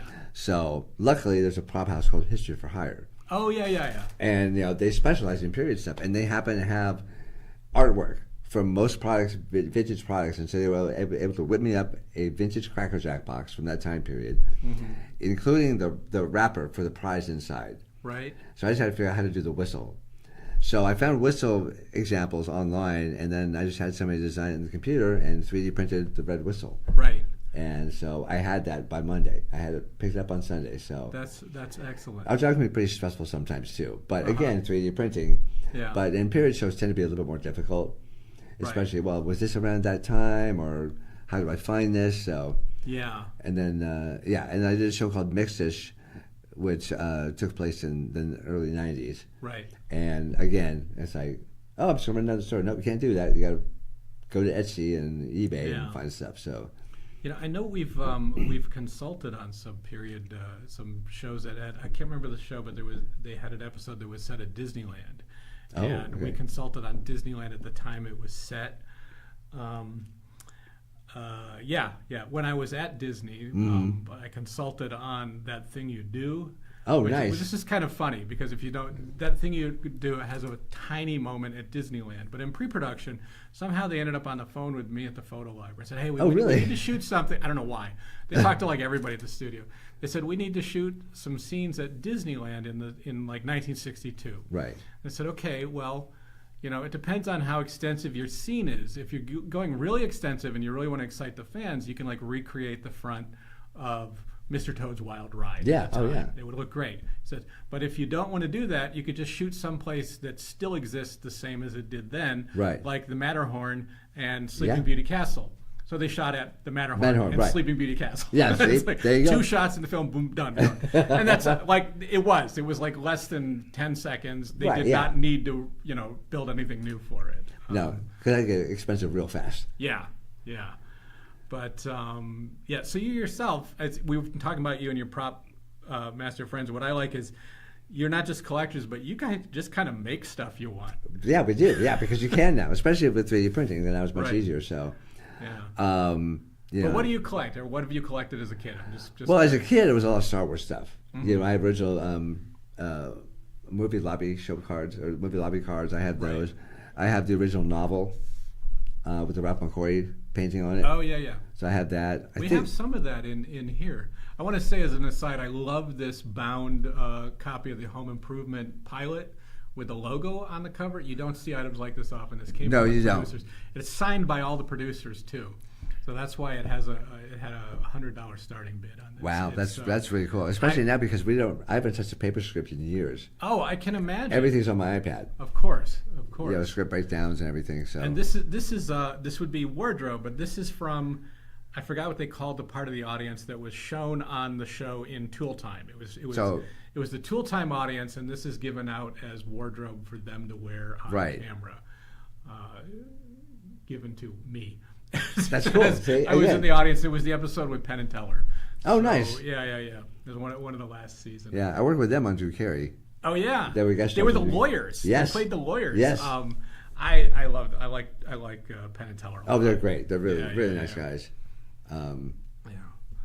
Yeah, I've worked with a lot of fun co-stars over the years. So you know, I'm just trying to think. Like I said, I was rewatching Drew Carey. I loved the one time I went and saw that with you. Mm-hmm. Of course, I was lucky to be attached to the film you made and go to the Drew Carey Film Festival. That's right. Yes, that's right. Which a crew thing. I remember Kathy.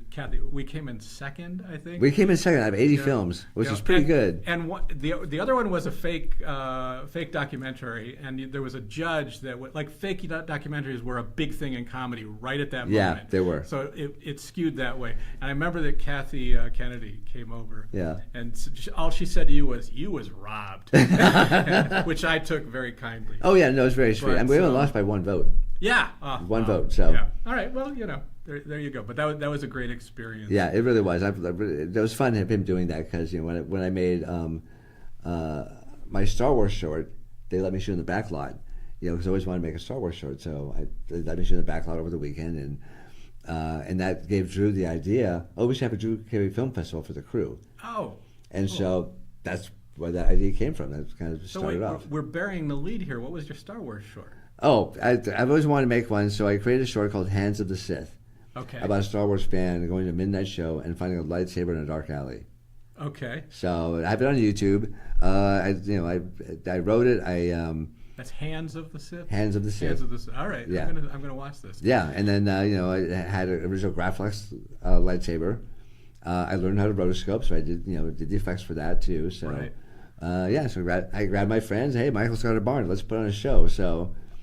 I mean, some of the coolest stuff that I see is the stuff that's put on by the movie makers, kind of for yourselves. Sure. Yeah. Exactly. Exactly. Like, you're doing it for fun. You're not doing it for the studios paying us to do this. Right. Exactly. Yeah. So, and now everybody has a 4K camera in their back pocket. Oh, how much? Look at that. Jabba strawberry jam went for $70. That's a good price for it. That's a crazy, rare, weird thing that do you know Archie McPhee's from Seattle? Oh, yeah. This Archie McPhee's made these, never sold one. Oh, that's hilarious. And they have a page on their website. The audience, the people viewing are sick of hearing this at this point. But they have a page saying, wow, we never sold these and we don't know what happened to them. They disappeared from the warehouse. But an orange one turned up in Japan in 2012, and we have this strawberry one. So I described it as the only known existing. Oh, that's really cool. So anyways, I hope someone's very happy with that. Is to have something in your Star Wars collection that nobody else has, definitely. Oh, those are cool. Yeah. All right. Oh, did we do the plate? Did we show the middle plate? Oh, yeah. The middle is, I'm sorry, but it's another show. I loved the middle. I watched it all the show, time. yeah. And I know I have the first 2 seasons on DVD, and I want to go revisit it. Yeah. Well, because Patricia Heaton's character, Frankie, loved royalty stuff. Right. And there's a gag where, she's got a royal plate, and it gets broken during a scene. So I found a company that makes plates, and designed the artwork for it, and had the art department do that, and I made a bunch of plates, and that's one of the original plates. That was not made at a breakaway because the breakaway versions are different, but right. So I have a couple of those, so made just for the show. Very cool. And so I got a bunch of. I got to go through my prop stores. There's a bunch of cool stuff in there I probably don't even remember having. So. Right. I mean, I find I haven't worked on that much different stuff, but I go through my old stuff I've saved. Oh yeah, no, absolutely. At the studios, they're just amazing things. No, absolutely. And I think I still have David Duchovny's character wallet and driver's license from Californication. Oh, cool. So I have that. And a couple of fake concert shirts that Marilyn Manson and Tim Minchin, What do I have? have a fake T-shirt? I'm trying to think now. I have a prop T-shirt. Yeah. I think I gave you one, didn't I? Did I give you one? Or No. Oh, okay. All right. But I'm trying to think. It's been a long time, but in the 90s, I was really moving around those circles and finding stuff. I remember you had the roommate that had Captain Picard's artificial heart from Next Generation. I love to see that. Yeah, and in fact, going back to that recheck room, he had bought John Lithgow's coat from Buckaroo Banzai, Dr. Lozardo's jacket. Oh my God! So he bought that. It's like, again, I think $15. So if you don't know the Adventures of Buckaroo Banzai, it's like for Gen X, sci-fi nerds. I saw that in the theater. Oh, I did Syracuse, too. New I went York. to. I got to do a screening of it before it came out. Oh, that's cool. So see, in Syracuse, it played 1 week, and my girlfriend at the time wanted to go see it, and I didn't.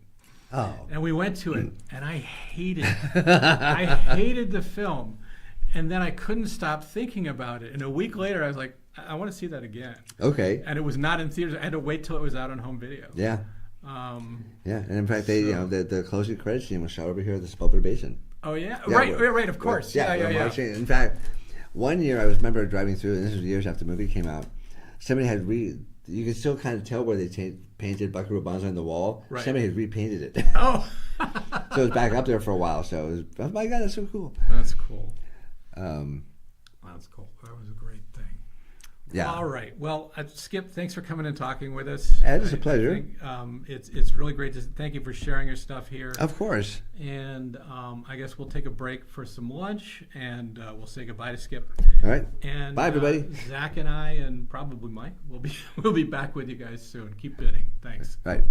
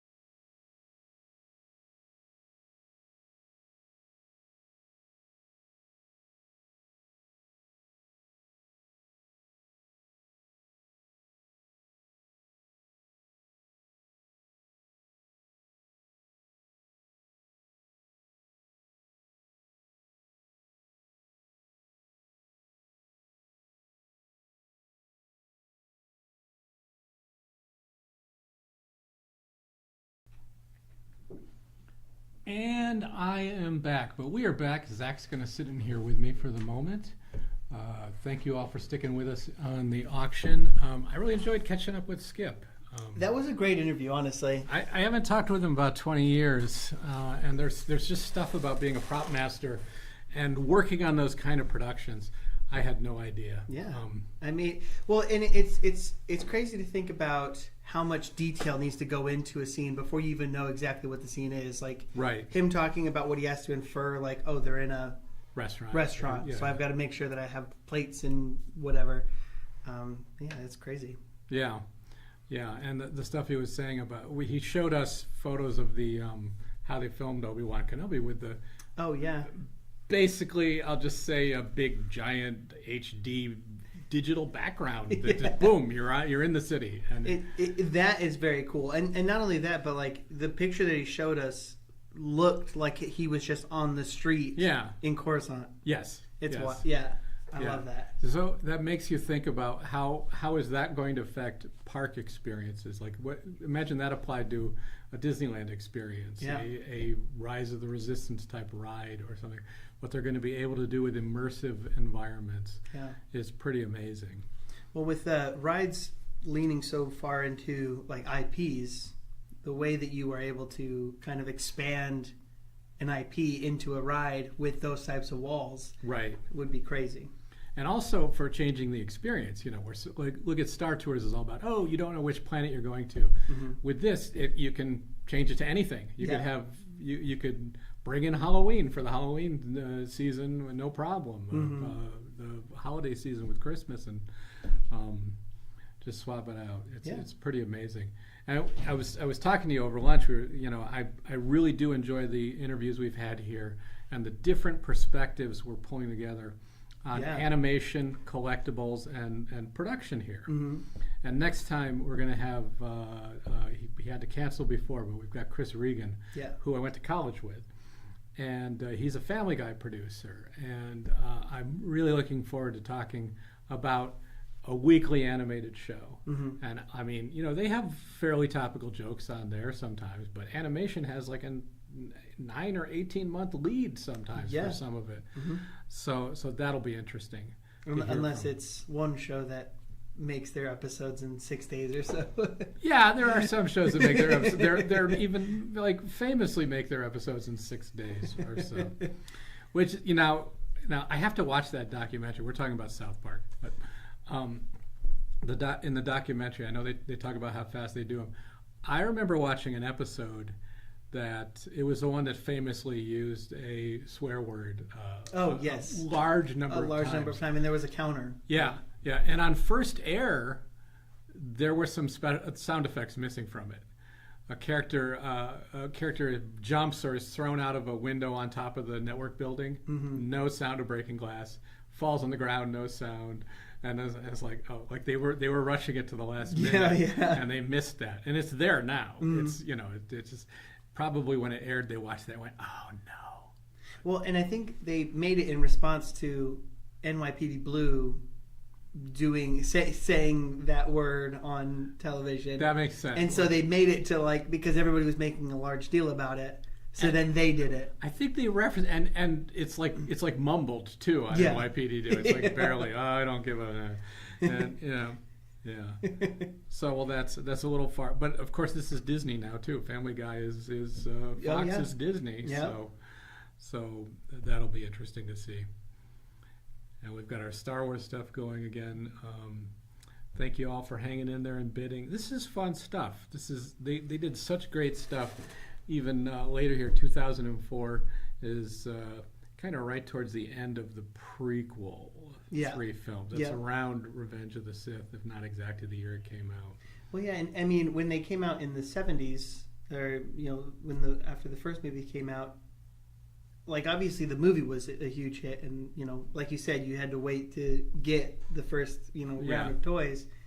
But once people got them, a lot of people just wanted to play with them, or the kids wanted to play with them. So the foresight for some people to keep something in the box and try to keep it as pristine as possible from then See, my parents were both collectors, and I kept a lot of my cards, but I didn't keep them mint. You know, I blame my parents for not giving me two, saying, "Okay, here's a Luke you can open, and here's one that we'll put away." Because when the first movie that I saw in theaters was Phantom Menace. Right. My dad showed me the original trilogy on VHS, probably in, I don't know, 97, 96? Yeah, the special editions had come out on video, and it was kind of, so the 90s were the special editions of the original series. Yeah. And so I ate those up, loved it, and then I heard about Phantom Menace, so I went midnight. I was 8 years old. Right. So I went midnight, I got all these different toys, and I didn't even hesitate. Like, I didn't even think about, I should keep this in the box for later. Yeah. You know? Just like, I got a Darth Maul action figure out of the box. Like, It didn't even hardly touch my hands. Yeah, well, you value them because it was part of your life. Yeah. And you played with it. You know. It's fun to have some of this stuff mint now. I have collected Star Wars stuff in the box, and I still have all the stuff I played with as a kid, too. Yeah. You know, I have that early bird standee, the stand display for the first 12 figures is set up in my living room up on a shelf. Yeah. So, you know. Well, and even to a mild collector, a toy in the box that's maybe a little bit tattered has probably more of like a sentimental value to it. Like when I was working with you on Up for Auction, which is streaming now on Amazon. On Amazon Prime. Amazon Prime. No, yeah. Gabe knew that I had an ET tattoo, and he also knew that I worked at. I didn't know you had an ET tattoo. I have an ET tattoo. Yeah, there you go. It's my favorite John Williams score. All right. So that's one.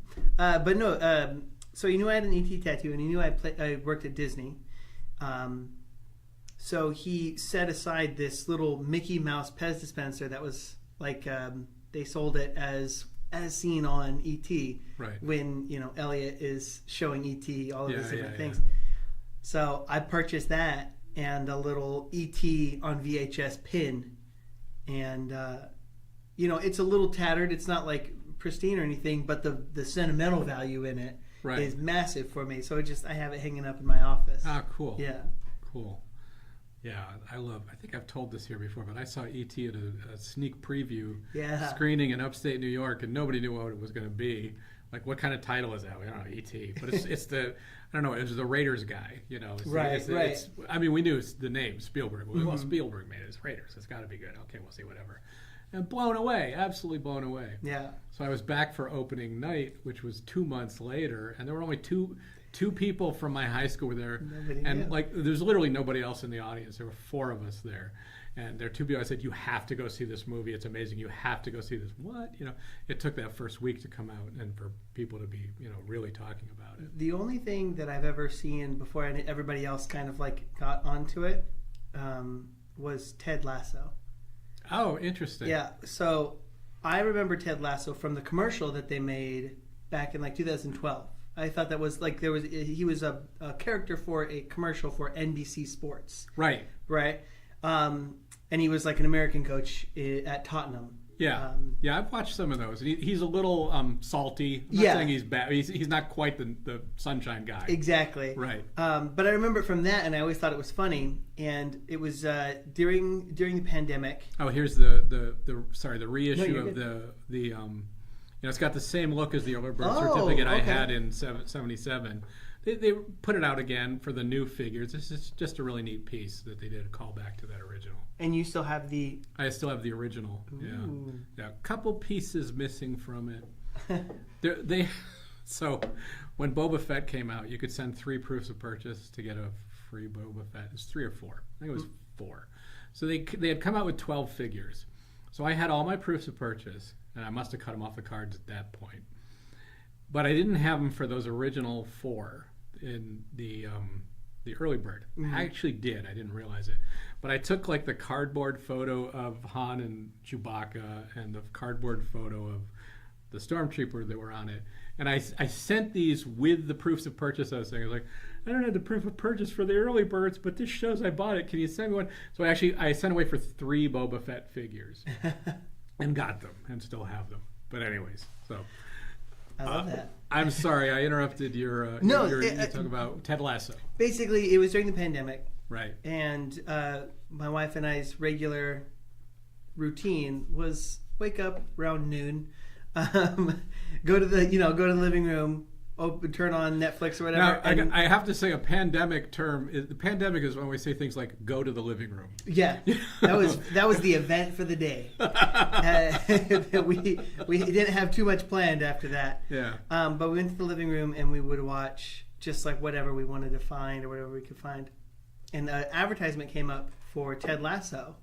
And I was like, and it was the day it came out. I didn't even realize it was coming out. Yeah. And so I was like, yeah, let's watch it because the Apple TV had the first 3 episodes. So we watched the first 3 episodes the day it came out. And my wife and I loved it immediately. And we were telling everybody, you have to watch Ted Lasso. You have to watch Ted Lasso. I'm like, I don't really, that doesn't sound like it's interesting to me. Not a month and a half, maybe 2 months later, everybody was talking about how great Ted Lasso was. Yeah. But that's my only one. That's the only one that I can claim. Fun. I've had a few. I mean, some of them, they're kind of like that. So the Big Bang Theory, I'm a big fan of that. Mm-hmm. I have a fairly good collection of stuff from the show and from the cast and crew gifts. But when it was first announced, there were billboards around town that the show is coming. It's about geeks and stuff. It's like comic book geeks. It's totally for me. And remember TiVo. So I had TiVo at the time. And I get up one morning and I go to the TiVo home screen. And they had they had stuff at the bottom was promotional. It said, hey, watch the first episode of Big Bang Theory. Like, oh, okay. And I went and got my breakfast and came back. And now it said, sign up for NFL package or something like. And I kept restarting the home screen until I got the Big Bang Theory offer again. And they showed the pilot like two weeks before the show aired, so I got to see that. Yeah, that was pretty cool. I haven't actually seen too much of Big Bang Theory. I've seen a couple episodes, but I do have a proclivity for it because Kelly Cuoco's character is from Nebraska. So always got to clock that. I'm from Nebraska. I don't know if I've ever actually said that on here, but yes, I love anything that has to do with Nebraska. Okay, I'm all for it. Yeah, I get you. Now, just as an aside, I saw Kelly Cuoco at Disneyland once. Oh yeah. This is before Star Wars Land was there. When there was that kind of nowhere's land you could watch, no man's land. Mm-hmm. You could walk between Fantasyland and Frontierland. Okay. It was just that long kind of wooded stretch. There was this weird cage with like quails in it, sort of. Do you remember this? I only went to Disney within the first time in the last like 2 years. Okay, so this is way before that. Yeah. But there was just eventually they put the barbecue, Big Thunder barbecue back there and stuff. Mm-hmm. But there was just this long kind of wooded pathway that was odd. And I'm walking through there with a friend, and we saw a group of colorfully dressed people. This is dark. It's getting dark. With a tour guide, with the ambassador in the horsemaster's outfit with the plaid and stuff. So I go, usually that's a clue that there's a celebrity nearby. Oh yeah.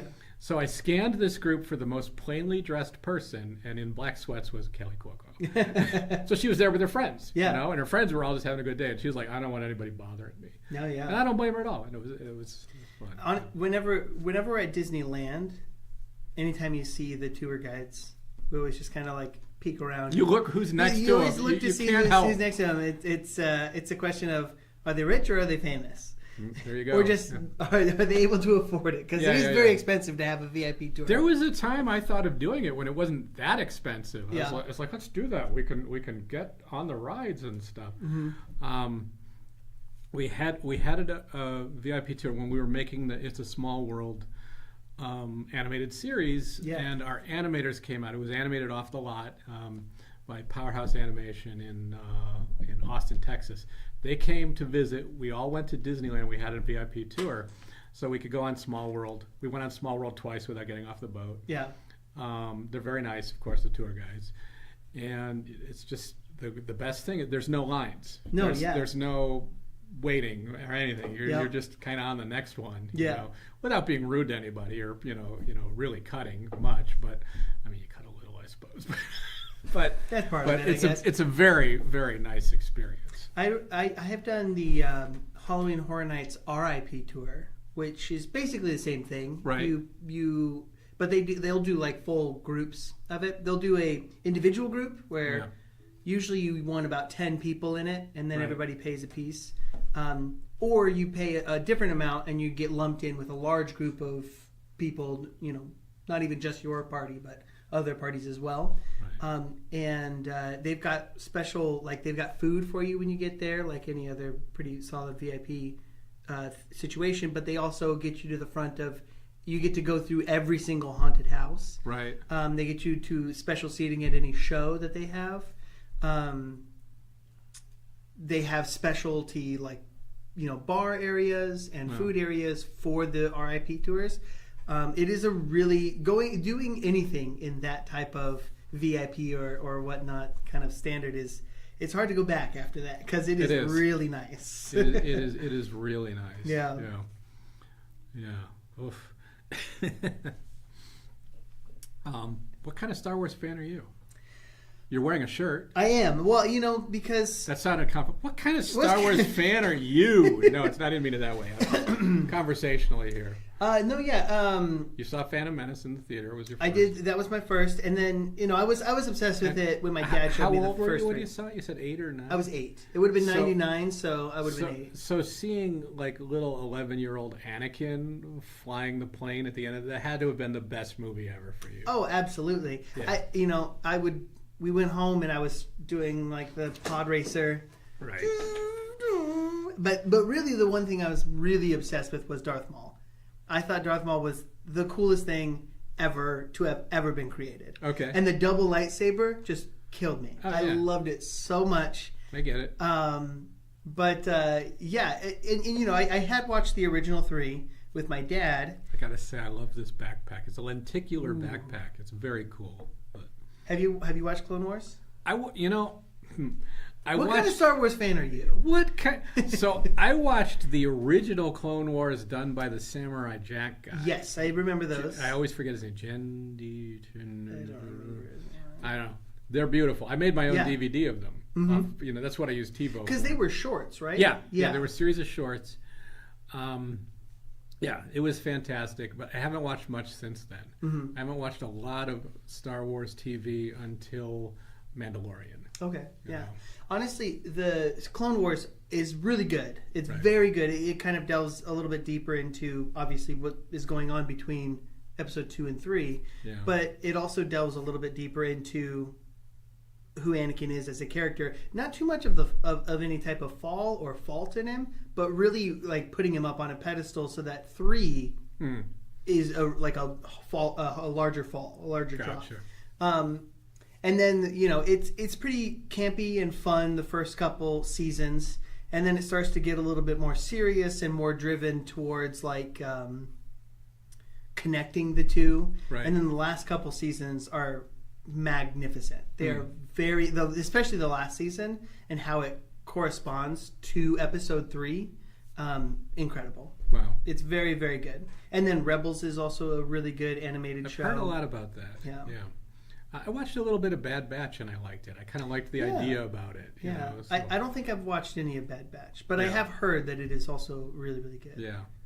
I liked Mandalorian, and I'm just behind on it. To be honest, I got a little overwhelmed by the amount of content for it. Yeah. I'm watching Strange New Worlds over on Paramount for the new season of that for Star Trek. Oh, gotcha. Yeah, Gotcha. yeah. That's I am more of a Star Trek guy, but like Skip, these like most effects guys are into all of it. You know, he was showing us his Alien stuff, and when Alien came out in '79, that was, again, if you were kind of a kid for Star Wars in '77, and then Alien was a little more of an adult film and violent and scary, and it was I was 11 in '77, so I remember for my 13th birthday we got to go see Alien. So my parents took me and my friends to this R-rated movie. That was a big deal. Oh yeah. And it made quite an impression. And I had every book you could get for Alien. There was the effects of Alien. There was the heavy metal comic book version. Yeah. And they did a giant. Do you know what a photo novel is? If I say that. Maybe not. No, you wouldn't. It's kind of an artifact from before videotape. Okay. But I don't know what the first ones were. Actually, the first ones were by Richard J. Annabelle as a film historian. It's where they take a print of a film and take all these frames and they tell the whole story in a book with photos. They did it with Star Trek original series episodes. They did it with the film Alien. They did it with Popeye. Okay. Robin Williams. Yeah. They did it with like Mork and Mindy. Sometimes I've thought of collecting the photo novels that were made because there aren't that many of them. Mm-hmm. They did it with the Rocky Horror Picture Show. Oh, okay. So it's kind of a strange thing. I think I have probably come across something to that nature. But you get like this was kind of a neat thing. Like the photo novels of Star Trek, they're kind of beautiful. Mm-hmm. But I mean, if you have the tape, why would you sit here and watch this? Here we have turned it into or read this book. Back before you had the ability to watch it in the car, you could take that with you and just kind of flip through it. Yeah. I don't know. I'm a big fan of those, but again, that's back to my childhood. I really liked the technological spec breakdowns of sci-fi things. So like Star Wars, Phantom Menace spec, and it'll like show you a pod racer, and it'll kind of like dissect the engine so you can see all the turbines. Yeah. I love those. I wonder how much do they get real engineers working on that?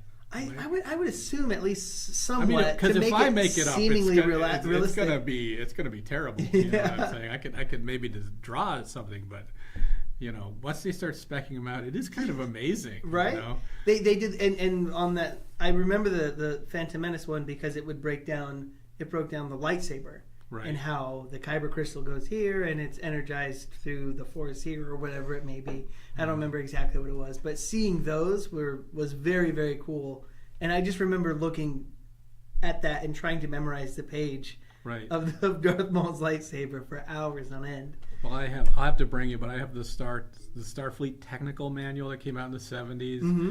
I have the maps of the Enterprise that came out then, which show the bowling alleys there's a level with bowling alleys because they're mentioned in one episode. And then later on somebody said, no, maybe we should have a place to put the shuttles that we see on the show. Anyways. I was able to get my hands on a writer's... the writer's Bible or guide? Yeah, more or less. I think it was season 4 of Next Gen. Yeah. And it'll go into stuff just about the Enterprise or just like the ships, and talking about the different exponential vectors of the warp drive and everything. Yeah, like you can't go to 10 because that means you're everywhere. You're everywhere all at once. Yeah. Oh, we're geeking It was out. really, really cool, honestly. Mike's really missing making fun of us right now. Who? Mike. Yeah, probably. Yeah. You guys are talking about Star something. Yeah. No, I get you. No, I love that stuff. Well, we're getting into the last 70 or so lots. So why don't we take a break? We'll come back with Mike to finish out the auction. Man, he's ready there. Let me go into Monsanto postcard booklet. All right. Thanks, everybody. We hope you're enjoying. Send us if you have any comments or questions, and we'll be right back.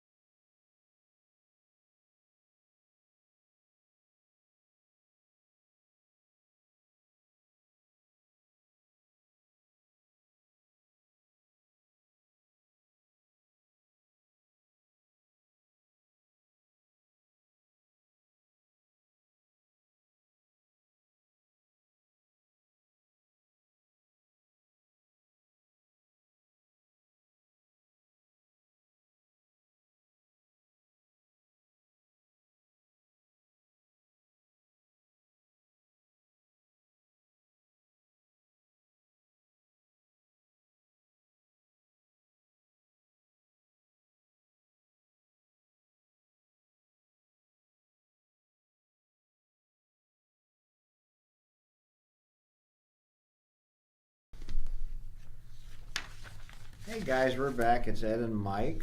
Thanks for sticking with us through the auction. We're winding down here the last 20 or so lots, and we really appreciate all the bidding. And Ed, I was listening to your interview with Skip in the other room. That was really great. Yeah, it was really interesting to hear a different take on Hollywood. It was fascinating. I like that kind of stuff. It doesn't have anything to do necessarily with Disney or anything like that, but just popular culture and just how things work here. We're lucky to live in an area like this where we can see all these guys and all this production and stuff. It's really cool. And he was talking with us and showing us on lunch. All the effects guys know each other. They get together. If they don't have a prop, they make it. As collectors, they like this stuff. They're crazy about the movies and effects, and it's a lot of fun. Yeah, no, I think it's fantastic. I hope we can have him back again. That was a lot of fun. And I saw the interview with Zach. And it was Zach, yeah. You've already forgotten it. That's sort of weird. Me too. What kind of Star Wars fan is he? Really? What does he have to do with anything? I didn't think of it as an interview. I think of him as a co-host. I know, but he has a lot of behind-the-scenes information. Being a dapper Dan, Yeah. He knows the behind-the-scenes work at Disneyland that he's not allowed to tell us about. So it doesn't help the broadcast. He has secrets. You know what I'm saying? That's all I'm saying. He has secrets that we'll never know. But that's pretty exciting. And just to remind everybody, I saw the logo up while we were on the break. We have another online auction in 2 weeks. Yeah. 2 weeks from today. This will be Pins and Parks. Pins and Parks. I saw a little... Erica's artwork. Yeah, it was good. Yeah, it was really cute. That was really cute, and I think really, really worthwhile. And what was the big winner in this auction? Did you notice? This one, it's got to be those cards. The card backs. The card backs. That's something interesting. I didn't realize people collected those, but we've had some in past auctions that have sold. And that's because you think about it.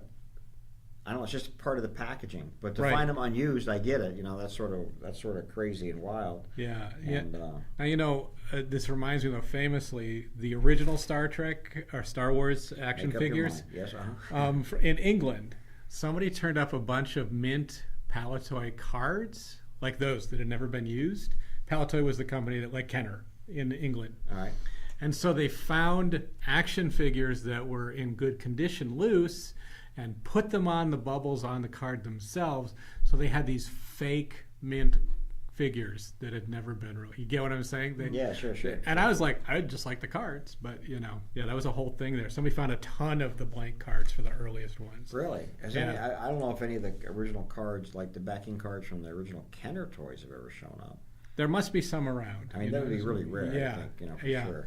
Especially, I don't know when it was they realized that. Wow, we need to do more merchandise for Star Wars. This is crazy. It was like pretty, you said, they didn't have anything at Christmas. Following Christmas. It was pretty quick. So I think a lot of stuff has a 79 copyright, 78, 79.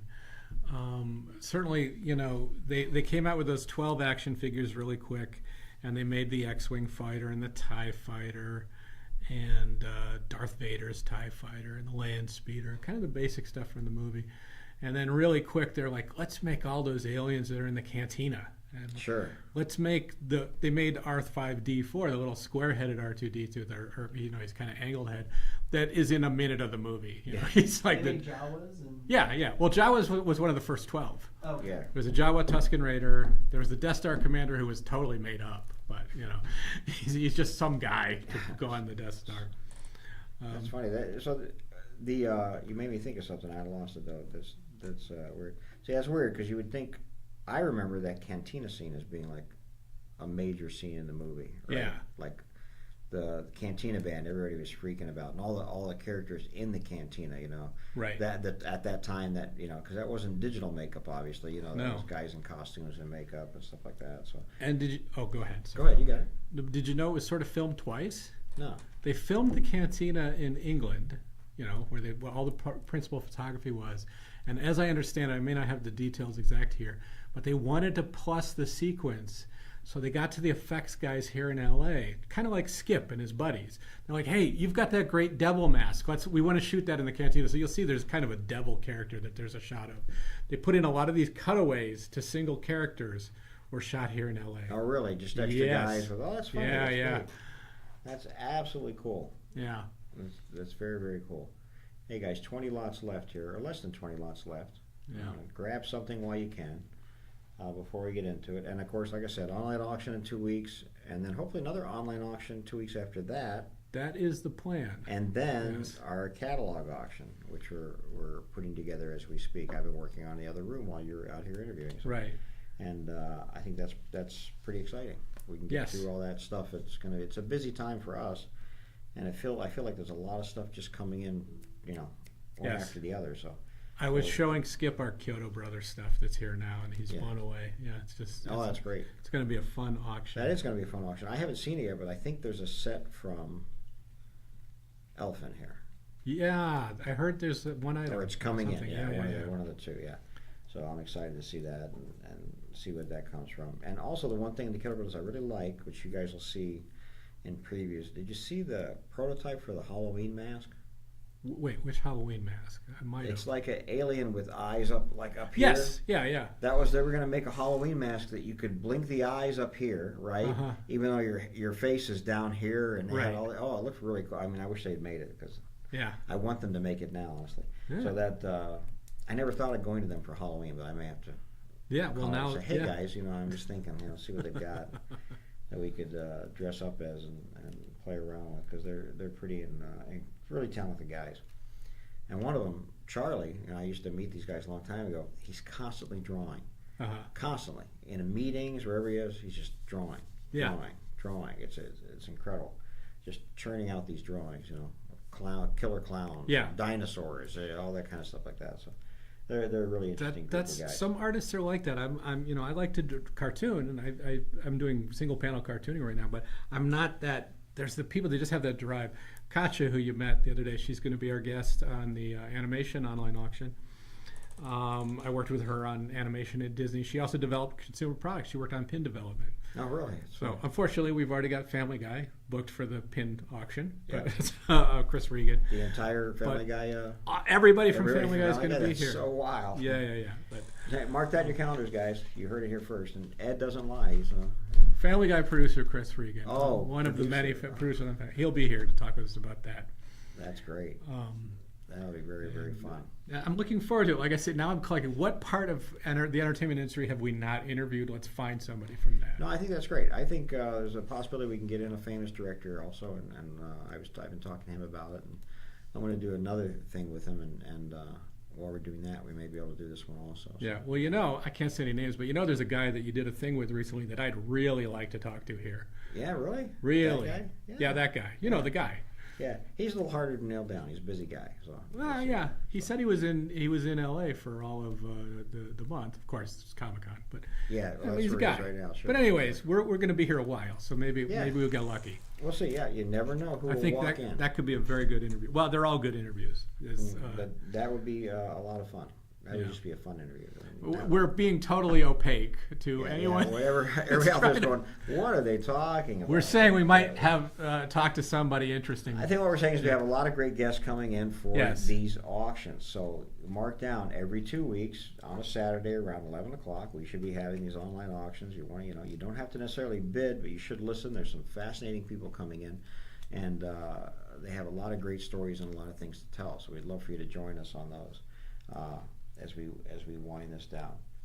And I think we mentioned all the auctions and the catalog auctions, so we've covered everything. Now comes the really important question: did you see Superman? I have not seen Superman yet. think We we established we did haven't seen establish that. Superman or That's wrong. Fantastic Four. I think after this, we're all going to go see Superman. Sounds good to me. You have to see that before you see Fantastic Four. Why? Because it came out first. You got to do them in the order they come out. Otherwise, You mean Superman came out in 1936 and Fantastic Four came out in 1962? I get it. I mean, but Superman came out 3 weeks ago, and Yeah, Fantastic that Four too. came out yesterday. Are you only allowed to watch movies in the order they came out? Absolutely. So if you watch Superman In you the can't- theater. Okay, fair enough. If you have 3 movies in the theater that you need to go Well- see, you have to see them in the order they came out. I mean, honestly, you do because that One's oldest gonna go one's away. likely to disappear. Exactly. So, Exactly. yeah, That's yeah. my point. Exact point. yeah. I waited too long to go see the Wes Anderson movie, and now it's not there anymore. Well, my story is the Bob's Burgers movie was in theaters. I thought I really should go see that in theaters, and then it was on Hulu. Like while I was saying I should go look at the times, it was on Hulu. Okay, I'm not gonna go to the theater to then, I'll just make a sandwich and watch it. Exactly. Yeah. Speaking of burgers, in that catalog auction, we have a very cool piece. We have a good burger. We have a Good Burger. Did you watch Good Burger? Oh yeah, I watched Good. Did you see it in there? I did see it. Is it cool? Or what? Very cool. It's the actual Good Burger puppet. We could have brought it in here. Yeah. But yeah, from I guess it's from the movie. I don't know. Is You know? No. I think you had mentioned it was from the second one. We don't know. I haven't looked. I mean, you have See, to- I know Good Burger from the first movie, and I watched the second. I enjoyed them both. But there was the sketches on, what was it called, Zach? All That or something? All That. All That. Yep. Wow, I remembered that. That's But there amazing. was also the Keenan and Kel show, which was kind of a spin-off of All That. Okay. Which probably I think. So is it what- could where be from Good Burger either of came from. those. Yeah. Yeah. Oh, okay. Okay. and that was Nickelodeon. Not I Disney. literally asked, yeah, it's Nickelodeon. I literally asked, were they from, you can't do that on television, which is like Nickelodeon from 1983. So no, that's like a full generation earlier. Yeah. No, but see, so I never watched Good Burger because it wasn't Right. my thing. But so many people know it. It's crazy. No, I saw the movie on TV, or probably on one of the like HBO or something, and I didn't. It's a kids movie from after my time, and you don't expect to love it. It was just great. It was hilarious film. Yeah. That's I may have to go back and watch it. To find this puppet, right? Yeah. Because it is the Good Burger puppet. Yeah. Yeah. Yeah. I mean, I know there's some like kind of hallucination burgers that talk to him. Is that what it is, or is there an actual puppet in a commercial or something? I don't know. I don't know if I remember exactly what the context is, but it does say that there was a burger puppet as well as other singing food characters were featured in not only the original movie but the sequel as well. So it's from the films, then, Yeah. is what it Yes. seems to imply. Okay. But this was a TV series also. It was a sketch on a It TV was a series. sketch on. Oh, Yeah. I and they believe made it the was movie. the Keenan and Kel So show. I'm sure. guessing that this is from the first movie. It just looks a little older. The second one just came out like in the last year. Oh no! So that's this is definitely the first one. Yeah, movie. it's definitely the first one. That's definitely an old puppet. There. Yeah. So hopefully you guys will get to see that in the coming weeks. We'll bring some pieces in like that because we do have some pieces that are small enough like that we could bring in and just put on the table here. Yeah. And we should do that because those are pretty fun pieces for sure, and very unique. I think I'm actually really excited about that catalog auction just because of that. So that'll make it going. We got 4 lots. Oh, we got 7 lots left, folks. These are the Mark Davis prints we talked about with the Yeah. his stylistic animals. Very much Mark Davis looking. I mean, unmistakably Mark Davis, to be quite honest with you. And all signed by him. Those are actually really good price and a good deal. Yeah. Those are really cool. And there's one other piece here. Oh, I like the Caribbean Snow Globe, the last piece in the auction. It's the Davy Jones. It's a massive that's- piece. It's yeah. huge. It operates. It works. It has a blower inside it to blow the snow stuff around. Oh, so you don't have to shake it. You don't have That's to shake always- because that's always it a would positive you would shatter it if you there's all these little bits to Davy Jones stuff. It's not a snow globe to shake, and the ship rocks also. Really? Yeah. Oh, that's very cool. Yeah, I don't remember if there's a musical feature or not, but it was. Snow globes have it become a must be. popular thing. I mean, you see a lot of them made. I mean, I think it's pretty interesting. You think they're coming back? I don't know. I think what will happen is I was always wondering if they would make a snow globe with no snow in it, just a globe. global warming. Oh, the global warming globe. Yeah. I seem to remember one that was a melted snowman. I do remember that too. A melted Yeah. snowman. It was just Yeah, like it was yeah. like the carrot and the coal and a Yes, hat. I don't know where I saw that. Yeah, That's yeah, exactly yeah. right. It's exactly right. It must have been in Spencer Gifts. Yeah. My first stop at every mall. Where's your Spencer's? No Spencer's. Okay, where's Hot Topic? I mean, you have to go through them. So look, now we can take our IDs. We can go teach at Abbott Elementary. That's right. Oh, those that's are great. pretty cool. Yeah. Except, of course, mine says Ed Squair on Well, it. mine says Mike Van Eaton. Does it really? Yeah. that's great. He switched them by accident. So we'll have an error one. That's An error one. That's just as rare as the real one. I love it. I'm going to wear mine everywhere. I'm hoping I can get into We didn't quite show them, but he had the ones for the main characters here too. So Really? They look exactly the same. Wow. I I should put those in an auction. I'm just saying. I'm just saying. The one of a kind Mike Van Eaton, Abbott Elementary. No, I want the ones with the cast members on them. Yeah. That's very cool. Yeah. So as a prop master, he makes the small stuff like that too. Yeah, Oh, that's yeah. great. Very Yeah. cool. Did you hear the part about the difference between props with wardrobe and set decorating? No. So if someone wears a hat, it's wardrobe. If it's hanging on a hook in the background, it's set decor. Uh-huh. And if someone beats someone with it, it's a prop. So it falls under the different departments. Really, literally Yeah, to that literally. point where they say you need to supply this because he beat somebody with it. Yeah, he's As gonna opposed he's to- gonna hit someone with his hat, so it's a prop. What if it's the same hat? Everybody has to be consistent, right? Well, that we have to look at Odd Job for that one. Yeah. Well- from James Bond. He probably puts it on a hook at some point. I think if it's the same. Or James Bond. Remember, didn't he? Or he should throw his hat onto the coat rack. Yeah, he would Yeah. throw his hat on. It was a recurring gag, and then the Yeah. coat rack's missing in one. Oh, You know? really? Yeah. There's one where he goes and it's missing, and he kind of goes, "Wait, what?" And it just kind of moves on. And there's one where he opens the door and the coat rack's right here. They were very funny with that across several movies, like decades. Really? Yeah. He goes to throw it, and it's right here. He goes, oh. so you know that's Moneypenny messing with him. Good thing you're not a James Bond fan. I am a James Oh, Bond you fan. are! What a surprise! I'll interchange. Look. I'll cop to Star Trek, Star Wars, James Bond, Indiana Jones. I'm a Gen X fanboy. Is Moonraker your favorite movie? No. For Star, because they're in space. I'm Yeah. just figuring that Star Trek and Star Wars it would all fit together. Yeah. If there was a Death Star in Moonraker, that would have been cool. What? A Death Star. If they, it's just, Because then they could turn it off by going along the trench. oh yeah, and, That's a intertwine callback. the storylines and stuff like that. I think would be great. That would be a lot of fun. That's pretty good. So now we know Bond, Star Wars, Star Trek. Is there anything else we should know? It's all kinds of. I mean, I collect comic books. I read comic books. I collect the role playing games. I've talked about that here before. Yeah. All kinds of stuff. How do you have time for anything else with all this? You know, Well, you I'm gotta here be doing searching- this. Searching for. That's what I'm I saying. could be home looking I for. could be home looking for No, James Bond stuff. I can tell you that I won 2 auctions in this. I won 2 did? lots in this auction, at least. Wow, folks, you hear that? What You I let saw. Ed get something? Come on. I can't. I'm sorry. I'm going to say I'm surprised nobody else bid Well, on here, it. next auction, we're going to let you know what Ed's bidding on. All right. Don't let him get it cheap, folks. I didn't say I got them cheap. In fact, pre-auction, I should know which ones you're bidding on, and I should say, which one do you want the most? And then I'll signal everybody at the I'm gonna, verbal cue. Well. Ed might be on this one. I'll jump on it now. That'll be funny. All right, folks, you've got 3 left here, so enjoy this while they go. Zach, thank you again for all your help, and Ed, thanks again for a great interview with Skip. Yeah. And a mediocre interview with Zach. Aw. And I'm just saying. You can only get so much out of it. I turned the volume down after a while. I mean, Wow. I'm not a propmaster, so that does make sense. It does make sense. But I appreciate, Zach, you're wearing your Star Wars t-shirt, so I do appreciate that. And we're going to go ahead and go. We'll let the auction run, and I'll conclude it when it ends. And thank you guys again, and we'll see you in a couple weeks. All right. See ya.